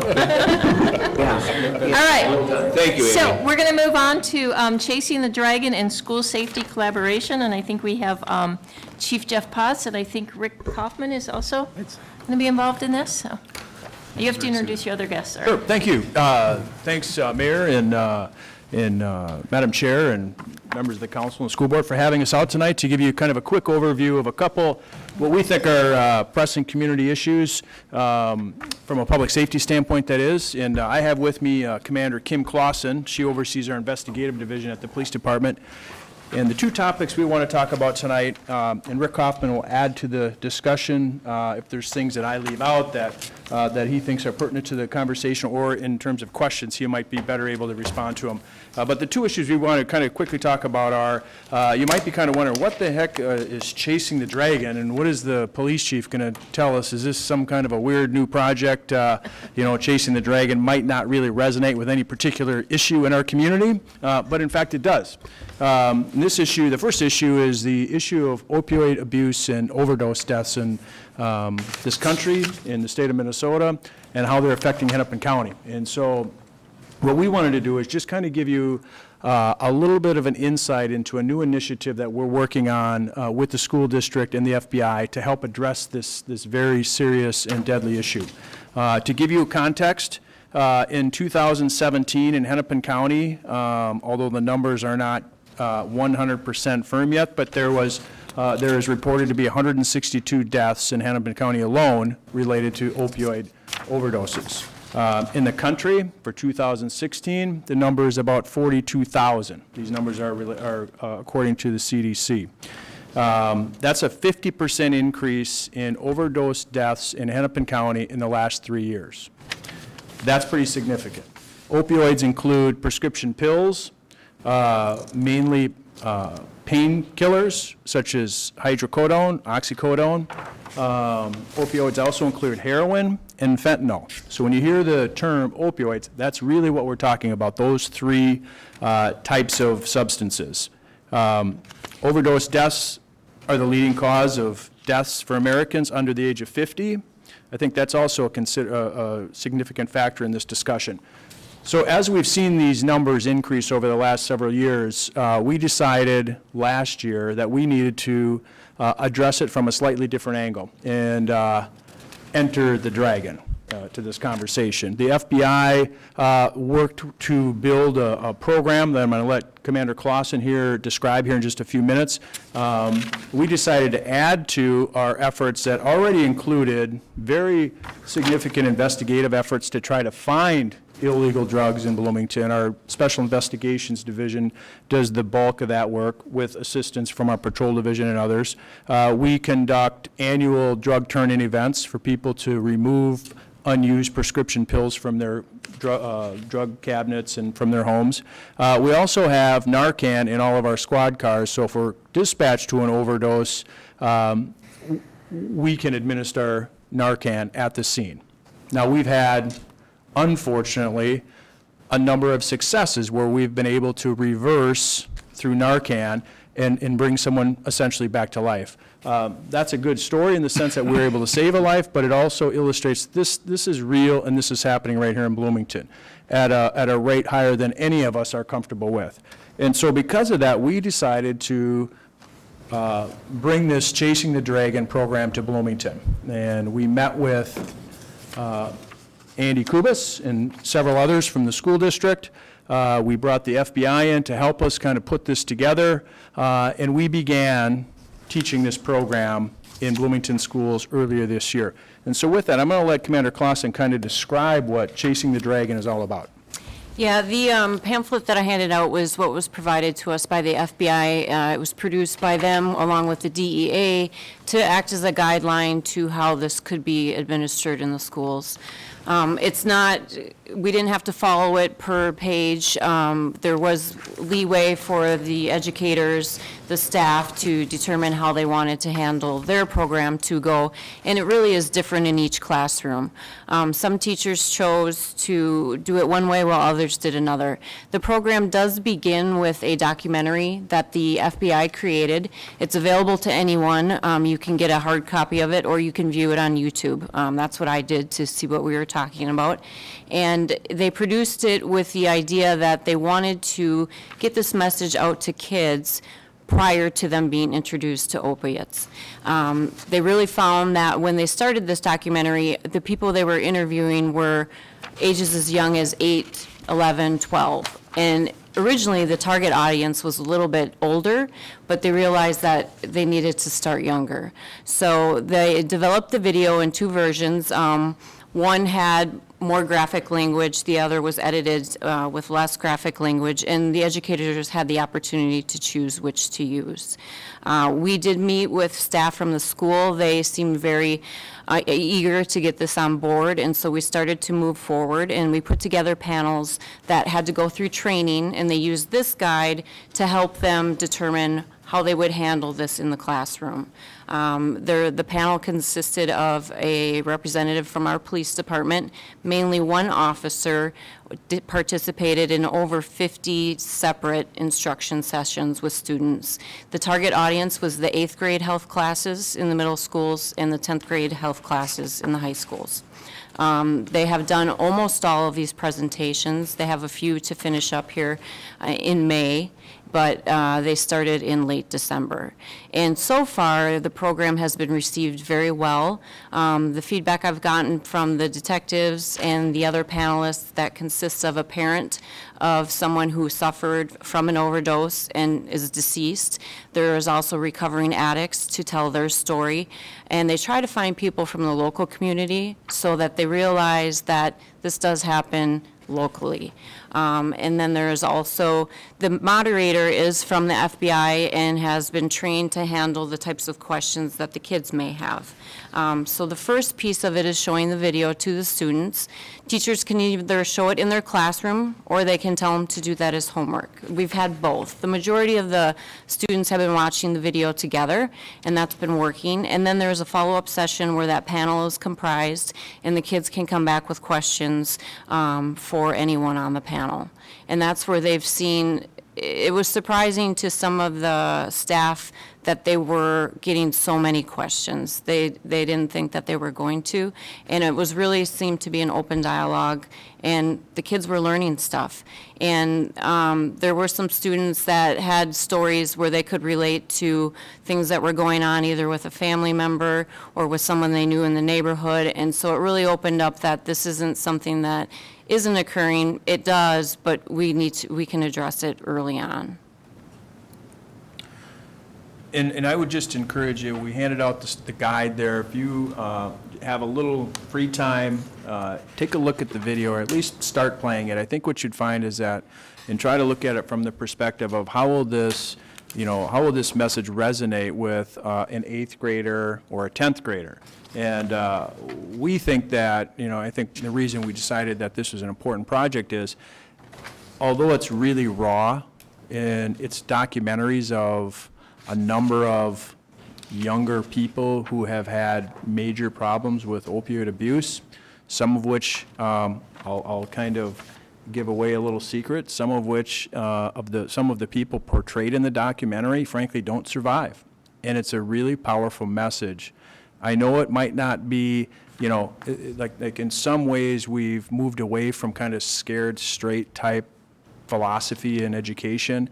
Unfortunately, there's nothing else out there for us to use. This is the only kind of educational program that we're aware of that we can show to younger people to help prevent some of this from happening in the future. I wish there was another way. I wish there were other, educational things out there for us to use, but this is really all there is. And we're, I think, the second city in the state that's doing this right now. I think there will be many more.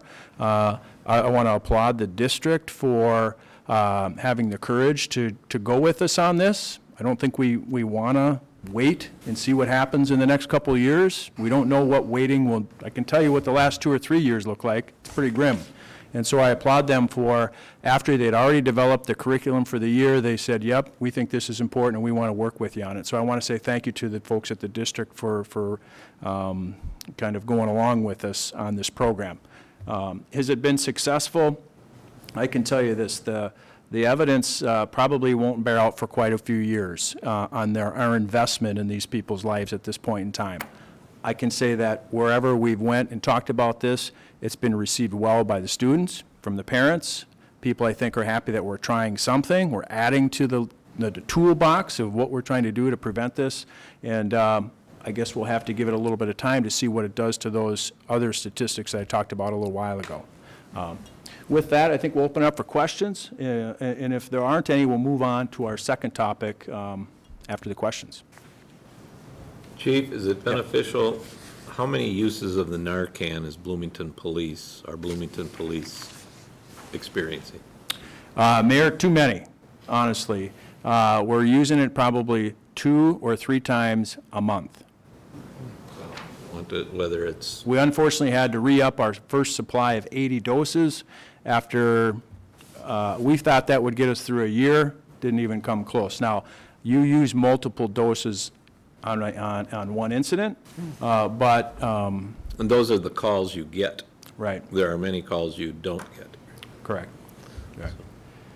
It's worked well in many situations where we've been able to use it and reverse someone, but there have been overdose deaths that we haven't been able to save. Question for probably Pam and Rick. Do our school liaison officers or school resource people, have they gone through this too? So are they aware and trained within the school? As far as the video? The officer that's participating with the FBI in this is one of our narcotics officers, because she's more familiar with the history and the signs and those things. She also is, though, she's a mentor and she's an Explorer advisor, so she's familiar with the high school students. But the liaison officers are aware of the program, that we have talked about this at our investigations meetings where we discuss the curriculum, and so they know what is involved also, and they can be a resource if there's questions from the students or from the staff. They've also talked to the chemical health counselors who are familiar with the program as well. Just a quick one. First of all, thank you for coming. Thank you for your passion for this. For the folks that might be thinking, not my son, not my daughter, can you just real quickly go over what maybe a progression might be? You know, hey, I'm going to experiment with having a beer, and then maybe I'm going to experiment with the next and the next and the next, and how closely are they tied? How does it start? Yeah, the video is really good at that, because they do, it shows you in here who they have interviewed, but there is a parent, and there's also a student who was an honor roll student, and it shows that transgression. There's an interview with the parent about how they missed the signs and, you know, their regrets from there. And it does really demonstrate that it can be any child. And it also shows that a lot of the kids, there are two ways that a lot of people become addicted. They either start with a lesser drug, maybe marijuana, which they think isn't a big deal, and then they progress to the opiates, or it's a prescription addiction. And so they highlight those two routes, showing that those can be the ways that lead them to this path of addiction. And just to add just a little bit more to the, kind of the statistic side of it, the statistics would say that 3 out of 4 heroin users started with opiates. So there's a progression from, as Commander Clausen mentions, maybe having a prescription. For many decades, people thought of heroin users as like, that is not your entry-level drug. Those are hardcore drug users. And but what's happened more lately is the people who start on a prescription get a mild or maybe, more significant form of addiction, and then they can't get the prescription anymore because they are getting more difficult to renew prescriptions. Heroin has become cheaper and in some cases easier to get, and so the transition from using pills to heroin is not a big leap anymore. It comes a little bit easier than starting with heroin. So about 40% of the deaths in the 42,000 in the country, about 40% of those are opiate prescription pill overdose deaths. The rest of them are between heroin and fentanyl. Are we, I know I can watch this, and this is, I promise, my last question. Are we still seeing children sharing the prescription pills? Maybe they'll steal it from mom or dad or wherever they've got it and say, hey, you need to try this, or here, I'll give you half, or however it's done.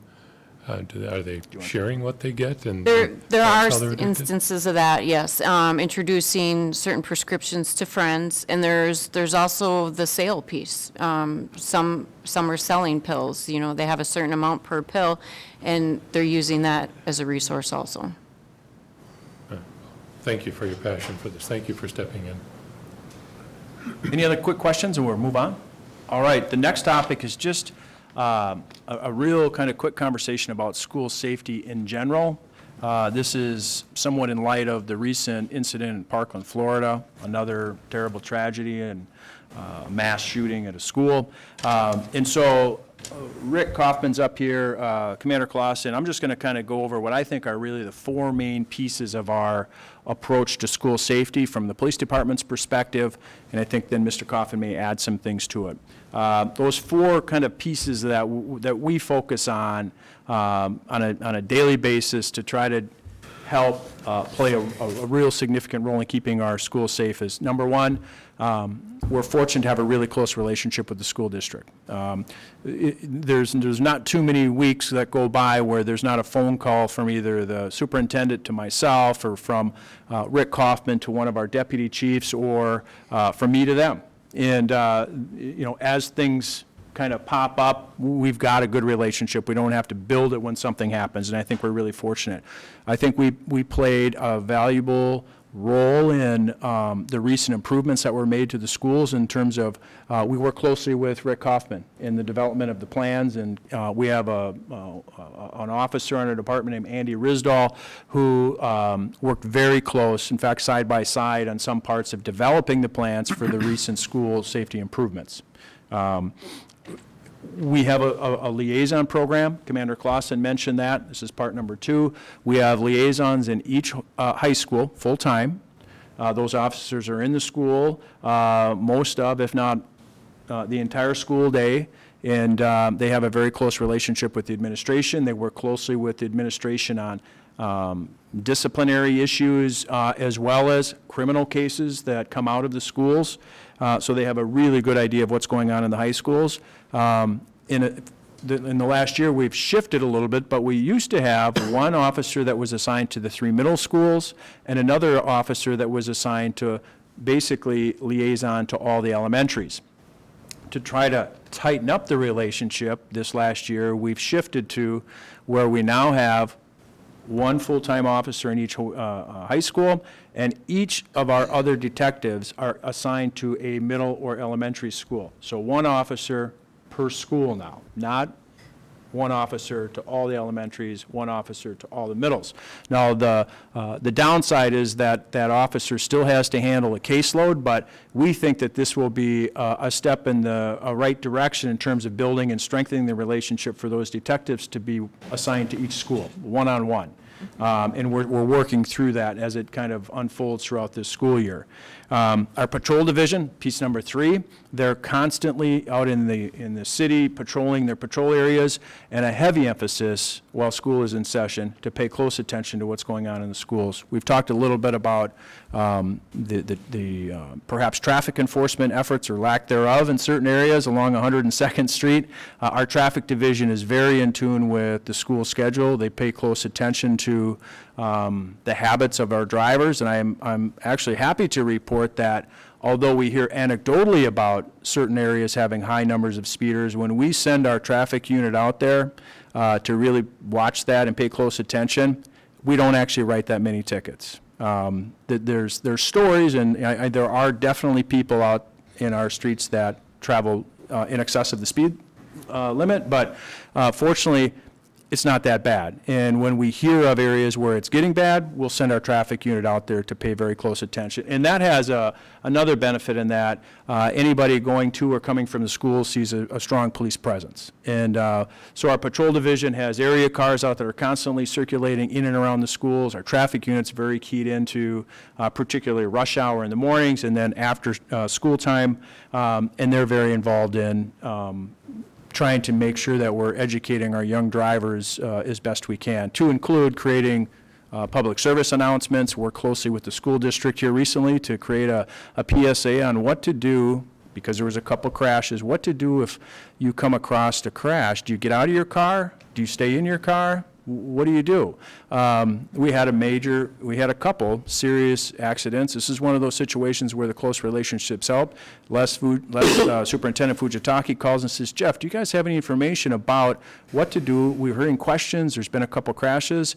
We work with our communications department, and we published a PSA to that very issue, and we can put that speaks to the relationship, and I think it will help keep people safer as they try to figure out what to do if they're involved in some kind of a crash. The fourth piece is how we deal with special events. Member Corman mentioned football games and Friday nights. We have a very close working relationship when it comes to special events where we need to assign extra police officers to the event to keep it safe, whether it's a sporting event or something, some other kind of event at the high schools or at a elementary or middle school. And so when we know of some kind of a large event where there's going to be a large number of people, we're going to staff it appropriately as we work with the school district to make sure that we have the number of officers there that we should. We usually don't get caught by surprise. We're usually, because of that relationship there, we're made aware of these special events, and we'll staff them appropriately in working with the school district. Those, I think, are the four main pieces from the police department's perspective, but I want to emphasize part number one is it's because we really do have a really good working relationship with the staff at the district. With that, I'll turn over to Mr. Kaufman if he wants to add anything else. So good evening, thank you. School safety is top of mind concern. Obviously evidenced by the phone calls and emails that some of the council members and leadership at the city as well as we've received over the past week and a half. It causes us all a bit of a pause and to look at what we're doing and what we can learn to continue to improve what we have. Whenever we have a public opportunity to thank the voters, we're going to take that, because without the support of our community for the referendum in 2013, we wouldn't be talking about significant improvements we've made in our schools and the collaboration with Bloomington Police and Bloomington Fire. So I want to echo the collaboration has been incredible. Started way back before the plan was actually developed. We had conversations with Bloomington Police, Bloomington Fire, and then with our community, and police were with us along the way. And as Chief Potts indicated, a number of folks, Andy Risdahl, several commanders past and current have been involved with us throughout that process to where we are today. We are in year 4 of that plan. We have done, bulk of our work has gone in that first 3 years, but we're constantly reviewing and revising based on what we know. We're trying to stay one step ahead of the bad guy. We learn as law enforcement does after each event. We learn as much as we can, and we'll learn out of Parkland, Florida incident to look at ways that we can continue to improve our school safety and security plans. Last thing I'll say, and then I'll open up to questions, it's really a three-point approach for us. The first and foremost is prevention and intervention. When we can get in front of an incident from occurring with our social emotional programs, the culture that we develop in our schools of a socially very positive environment, we know kids do better, our schools are calmer, quieter, and we have less issues to deal with. Second point is what we call target hardening. We've made significant costly resource improvements to our schools to make them harder to gain access to. And if you are in a school intent on doing harm or injury, we've created barriers to allow us to prevent further harm to individuals. And then the third piece is a significant training and drills that we have implemented in the district. While the state requires us to do 5 lockdown, 5 fire, or evacuation drills and 1 severe weather, we go above and beyond that in most or all of our schools with what enhanced drills, where we try to replicate as close to real world without creating tremendous disruption or further angst and fear, enhanced drills that in our schools where both Bloomington Police and Bloomington Fire have been with us every step of the way. Instead of staff walking the halls to check and see if doors are locked and if people are in lockdown situation, we've had members of the Bloomington Police Department and Fire Department for that matter that is doing that role. That way our staff are replicating what you would do in a real world situation. We call that mental simulation. We're trying to train the brain to know what to do when a real world situation occurs. So absolutely, we would not be where we are today without that collaboration. And Chief Potts is right. I think we have the bat phone number we press, and I'm connected with Jeff or someone else at the police department at a moment's notice, and they have been incredibly responsive when we've had issues or we've learned of information, and we can get on top of it before it really gets to a stage where we have to be more concerned about it or even makes the public news. So with that, I'd be happy to answer questions you might have. Does anybody have questions? I have a comment. I agree with both of you, and I want to take this opportunity to thank the chief and the department for being such great teammates. You provide great customer service. You're always accessible. You share your time, and over time, that's built up a great relationship and trust, and that's allowed us to share information, give each other heads up, discuss rumors, and this has minimized the drama, give assurances to the public that we're working together, and it just because good teamwork between the city and the school district. So thank you very much. Sure. And I'll just, end with one last comment about school safety in general. It doesn't take what happened in Parkland, Florida, to really trigger this.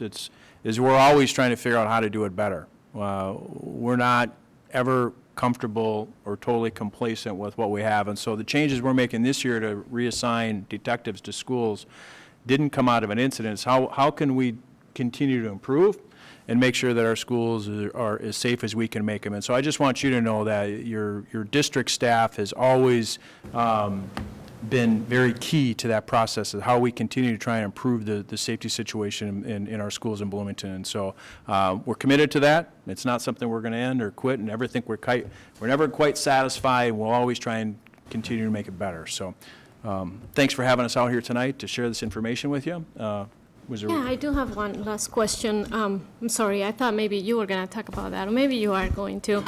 But going back to Chasing the Dragon, does Chasing the Dragon have, and I know this is more related to opiate, but do they have in their program something included in relation to marijuana? Is this something that we would say is a concern? Because I've looked at some of the reports that Minnesota Department of Education has released about the use of marijuana by students. in all school districts. And one of the things that we can see in those reports is that kids are starting at a very early age, like 5th grade, 6th graders. So I just wanted to know if you had anything to say about that, if there's any, in the future, any intentions of maybe including some of that information that can be brought to our students through education? Yeah, the marijuana talk is included in this curriculum because the use of marijuana, it has shown that at an early age, it does lead to future abuse of other narcotics. So they do address that. Just because you say you're only using marijuana, and some people don't feel that that's a very dangerous drug, it is. Just the general use of it is, and then also what it can lead to in the future. So it is because there's more people using marijuana than there are opiates at young age, but it transfers into future abuse. So they do hit that topic very hard because we don't want people to use something they think isn't dangerous and then progressing into what is very dangerous. Exactly. And I know that you're starting the program, you said, with 8th graders, right? If we know that data is showing that students are studying really early, including the 6th graders, like I said before, are there any chances that maybe we'll be bringing some of this information earlier, to 6th graders, 7th graders? We needed to go to the schools with this question, if we could even bring it into the schools. So those are things, if that data is shown, it's a discussion we'd have to have with the schools and the health classes at a future date.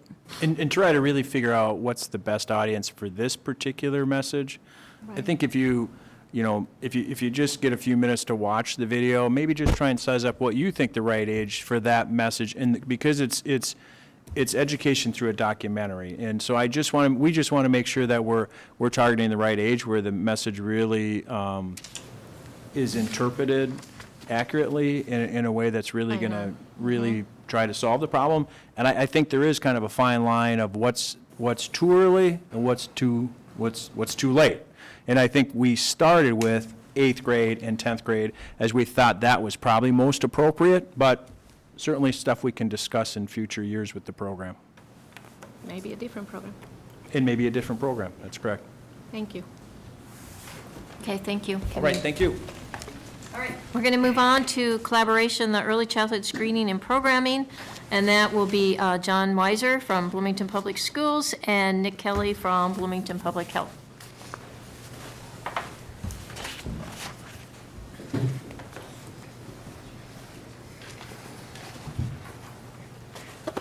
Good evening, Chair Steigoff, Mayor Winstead, city members and board members.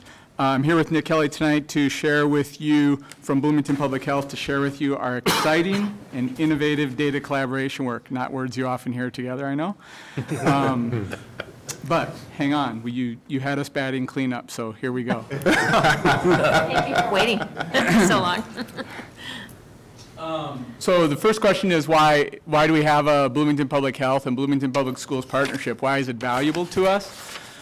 From an educational perspective, we know, we've learned over time, and we now accept as truth that the earlier you can get to kids, the earlier you can identify gaps in their learning, you can prevent those gaps from becoming larger and larger. So from our perspective, from Bloomington Public Schools, early identification and solid programming is both cost-effective and a preventative step. From the public health perspective, we know that the quality preschool programming and any early intervention you can do, the return on investment is substantial the earlier you get in and have positive impact on a child's life. And that's really articulated really well in this graph. You can see there's 3 different life trajectories for a young child at this point through age 5, the poor health, at risk, and healthy trajectory. And our goal would be to try and make sure every child in Bloomington is on that healthy trajectory, but we know we see kids at all 3. And this project is really trying to make sure kids at the poor and at-risk trajectory make it to the healthy trajectory before they start kindergarten. So we've known for some time that kids show up at our schools for kindergarten and we don't know about them before. We call those students who show up on day 1 of kindergarten, or we find out through the kindergarten registration process, we call them surprises. We don't know whether those surprises, or we didn't know whether those surprises were a small challenge or a big challenge, so we started about 3 years ago to look at that problem. Number one, let's measure how big that problem is and determine whether or not it is truly a challenge or if it's just a facet of modern life. First, let's look at the problem, or at the size, the scope of this surprises issue. Here's our last 2 kindergarten classes, the class of 2016-17 and 17-18. And consistently over these last 2 years, we found that 23% of our incoming kindergartners were new to us. That means they showed up through the kindergarten registration process, or they may have actually showed up a day or 2 or a week before school starts. We didn't know about them before.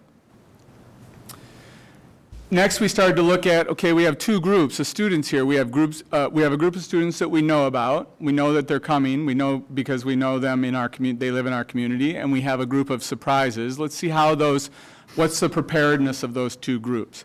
So when we looked at a set of those students, this is 2017 data. The left 2 columns are about reading proficiency, and the right 2 are about math. What we found was surprise students were about 34%, 34% of those surprise students came underprepared in reading. We would have loved to get some reading intervention to them sooner. We didn't actually know who they were at that time. Compare that to the students that we knew were in our community, some of which were receiving intervention services, early learning services. That number, just for comparison, is 17%, 16.9%. So you can see there's a dynamic difference there. On the right side, you see the differences in math proficiency, 25% of those surprises coming unprepared, compared to about 20% of the expected kids being unprepared. So we've got the 2 groups of students. We know the size of the surprise issue. Now, what's the reasons? 2 primary reasons that we don't know about students who come to us. One is private births. I'll talk about that in a second.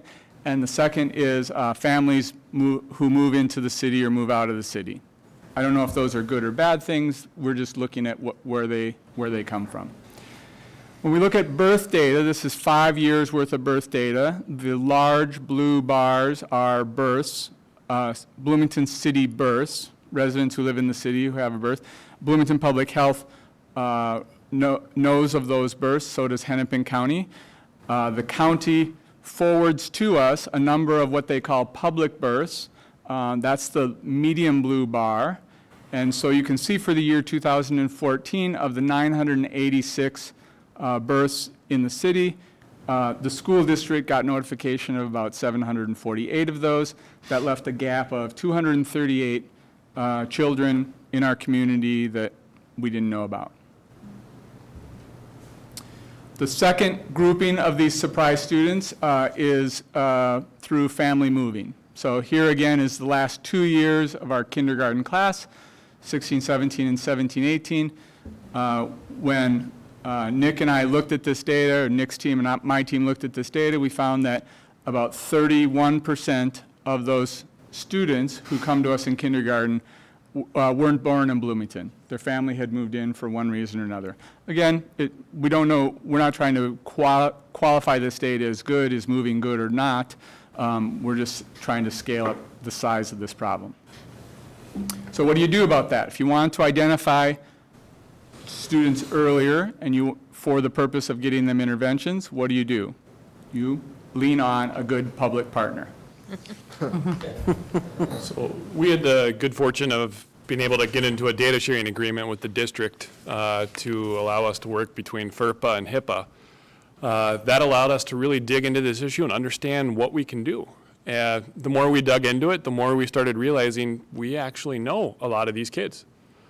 So this is the first year where we really had good data. So the 2016-17 school year, of those 163 kids that were surprises for the district, 54% of them we had contact with in public health. We had extensive contact with 66% of the kids that were not prepared for kindergarten. So that set off light bulbs in all of our minds of, we can fix this. We also then, in this year, looked at the private births. There was less than 10 private births. Those that were not ready for kindergarten were also served by us. So if we can close that gap in service, and make sure the information that we have that we normally we can't share with the district, we have a way to share, we can change that. Well, we started an intervention in November of 2017, sharing data with the district. This is a little bit of our 2017 data, 160 students. We had a little bit of a drop in the number of students that had contact with the district. We dug into that because that drop surprised us and found out that we actually had far more students, kids that we were serving in our WIC program that were receiving vouchers elsewhere in the metro, whether it's Hennepin, Minneapolis, Ramsey. The names we were getting from surprises for the district, we were able to look back into the WIC system and see they maybe were born or not born in Bloomington, but they were receiving WIC service somewhere else. So it helps elevate some of the work we're trying to see change at the state level. And 22% of the surprises were private births. So this is the exciting thing on our end, is we started this process in November of 2017, getting permission from families in our WIC program where the majority of these surprises were. That's largely in part due to the extremely close relationship our family health program has with the district. So we didn't really see any surprises there because they seamlessly share information already. We were able to share 170 kids with the district since November of 2017. And of that, 67 of those 170 were unknown to the district. So it's about 42%. 36 families unknown to the district that way. That allows us to really start circling and enveloping these families and starting to make sure that they're getting, not only they're getting the support from public health and nutrition and early child development, we're passing them on to the district to make sure they're getting all the district services so that we're closing that loop and not having that gap in readiness for kindergarten. This is really unique. We're one of only 6 districts in the state that is doing this work. This also happens to be the only school district and city that's contiguous boundaries that has a city-level health department. So we're trying to take as much of advantage of those unique relationships as possible. We're working with Dakota County. They're doing this with 4 districts. They got state funding last year, and they're looking for partners to actually try and use a new technology platform to actually make this even more efficient. We anticipate some of those changes coming in the near future, and Olmsted County, and they're working with at least 1 school district down there. So it's pretty unique work. It's work that is definitely going to make a difference in the development and pathways to make sure that we're getting the healthiest, most prepared kids into our kindergarten programs here. So we're graduating amazing lifelong learners. What kind of questions? Do we do anything with Hennepin County in relationship to this, or is that not information that they have available, unique to Bloomington? So they were part of this earlier conversation, and the more we started, the district reached out, as the district does really well, to partners and say, how do we fix this? When we started doing that data collection, we found that the public health actually had more overlap with the gaps than the county did. So we pursued that and started developing a pathway to actually close those gaps. Yeah, I'll say one thing I really appreciate about working with Bloomington Public Health is a lot of these data projects end up with dead ends. You look at a data set and you don't really know, it doesn't answer the question that you're trying to ask. Your assumptions don't come out to be true. And so there's been a level of perseverance and connectedness here that frankly I don't know that we could have gotten through other sources. We have worked with Hennepin County. We work with them on a number of other supports. Not this one. So with this particular program, if we identify the 23 folks that, 23% of those folks that are those kids that are not, they're kind of surprises, and we're able to work with the math and the reading proficiency, are we looking, or I know we have such a short data point with this, are we looking to see if this will help with retention of students on the long haul? What's kind of the overall kind of goal? I mean, I know that helps with the proficiency math, but are there other opportunities that come with this particular collaboration and things that we could take advantage of? Yeah, you know, the old saying, information is power, really is true here. We turn over a lot of the results that we have to our early learning services team and to our learning supports teams. And you know, we try different interventions, see if that moves the numbers at all. You can see the number of surprises stayed the same over a couple of years. We were trying different outreach and different sort of information sharing, didn't really seem to move the number. This most recent effort, I think, really will in terms of the data we gather. Our early learning services, it's spreading a little outside of my domain, but I'll say one of our focal areas is always creating enough seats to provide interventions, identifying students who have those needs, and getting the right students in the right seats. So in time to close that gap. Small gaps become big gaps pretty quickly in school systems. And then I'll say one other thing is more than our own school boundaries, we also work in connecting with community partners. So looking at other providers of daycare services, trying to enhance the services they provide. Even if we could provide information to them about how their students have performed, that would be an asset to the community and the services they provide. Yeah, this early indicators of a longer-term data process. So the big outcome on our end is going to be, are we seeing changes in gaps in high school graduation? Well, that's predicated on third grade reading and predicated on kindergarten readiness. And so we're taking a really longer look at this and making sure that as we're sharing this data back and forth with the district, that we're trying to make sure we're capturing the right variables so that 15 years from now, we can be talking about the first class of this intervention that's been processed and talk about tangible changes we're seeing and trying to attribute them to this process. Just one other question too. When we're gathering this data, are we able to also look to see the different income levels with this as well, and maybe some of the housing pieces with this as well? So when we were looking at trying to answer the question of where the surprises are coming, we did, by default, when you're receiving WIC, you're in a certain income bracket. And so when we were looking at, we see all the births, private and public, we were realizing that the surprises, by and large, were being served in our WIC program, largely because the family health clients we have they're passed on to services at the district level very quickly if they're needed, and that relationship is really good. WIC serves a much larger number, and so they're already in a lower income level. The housing is more anecdotal. We know our WIC population is very mobile. It's not uncommon to see up to 2 or 3 addresses a year out of a WIC client.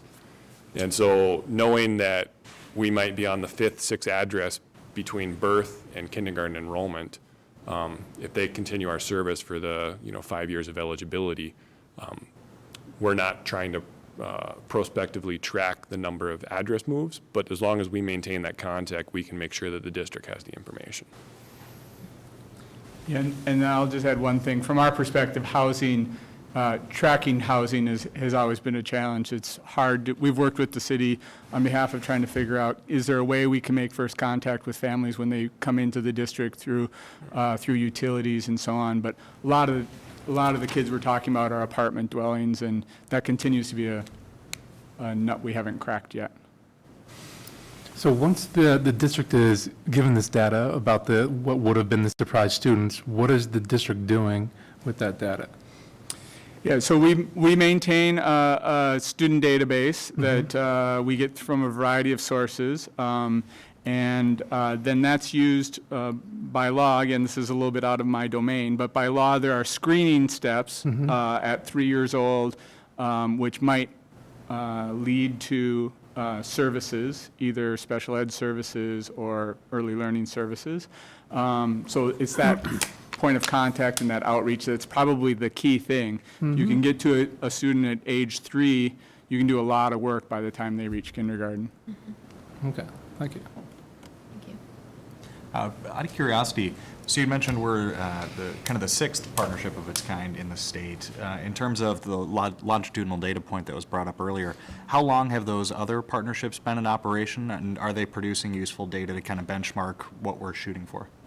Dakota County started this work maybe 6 months before we started it.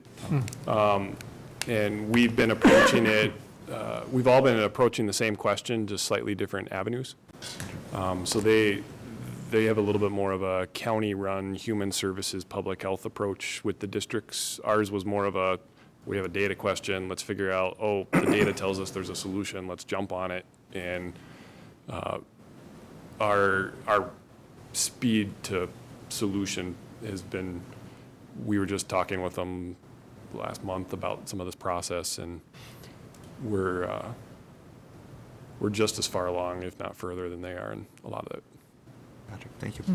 Those countywide efforts and statewide efforts usually deal with larger databases and larger systems, and so they do tend to move a little slower.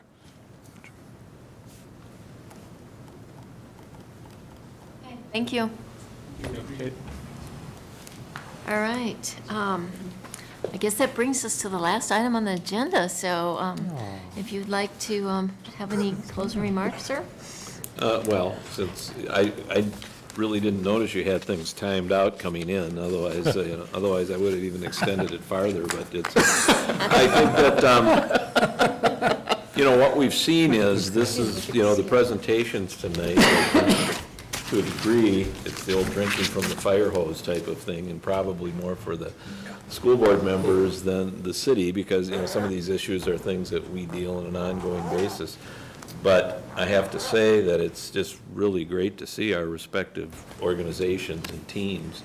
I think the word collaboration came out 100 times tonight in the presentation, so I think that is so good to see, and it's something that we're going to be doing this again. I know we've got them scheduled, and let's just keep the ball rolling in that collaborative direction. So. All right, well, thank you, everyone, for coming. I also just am so impressed with the collaboration between, if you think about the number of city employees and the number of school district employees and all the work that is going on to benefit the families and the children in this city. It's really great to see this collaboration, and I also look forward to this group also having our next joint meeting, because I think it's important for us to meet and have these presentations and learn about what we're all working on together. So, thank you. And officially, I must adjourn the meeting. Yeah, me too. You have to hit the gavel. Meeting's adjourned. Good as Nope.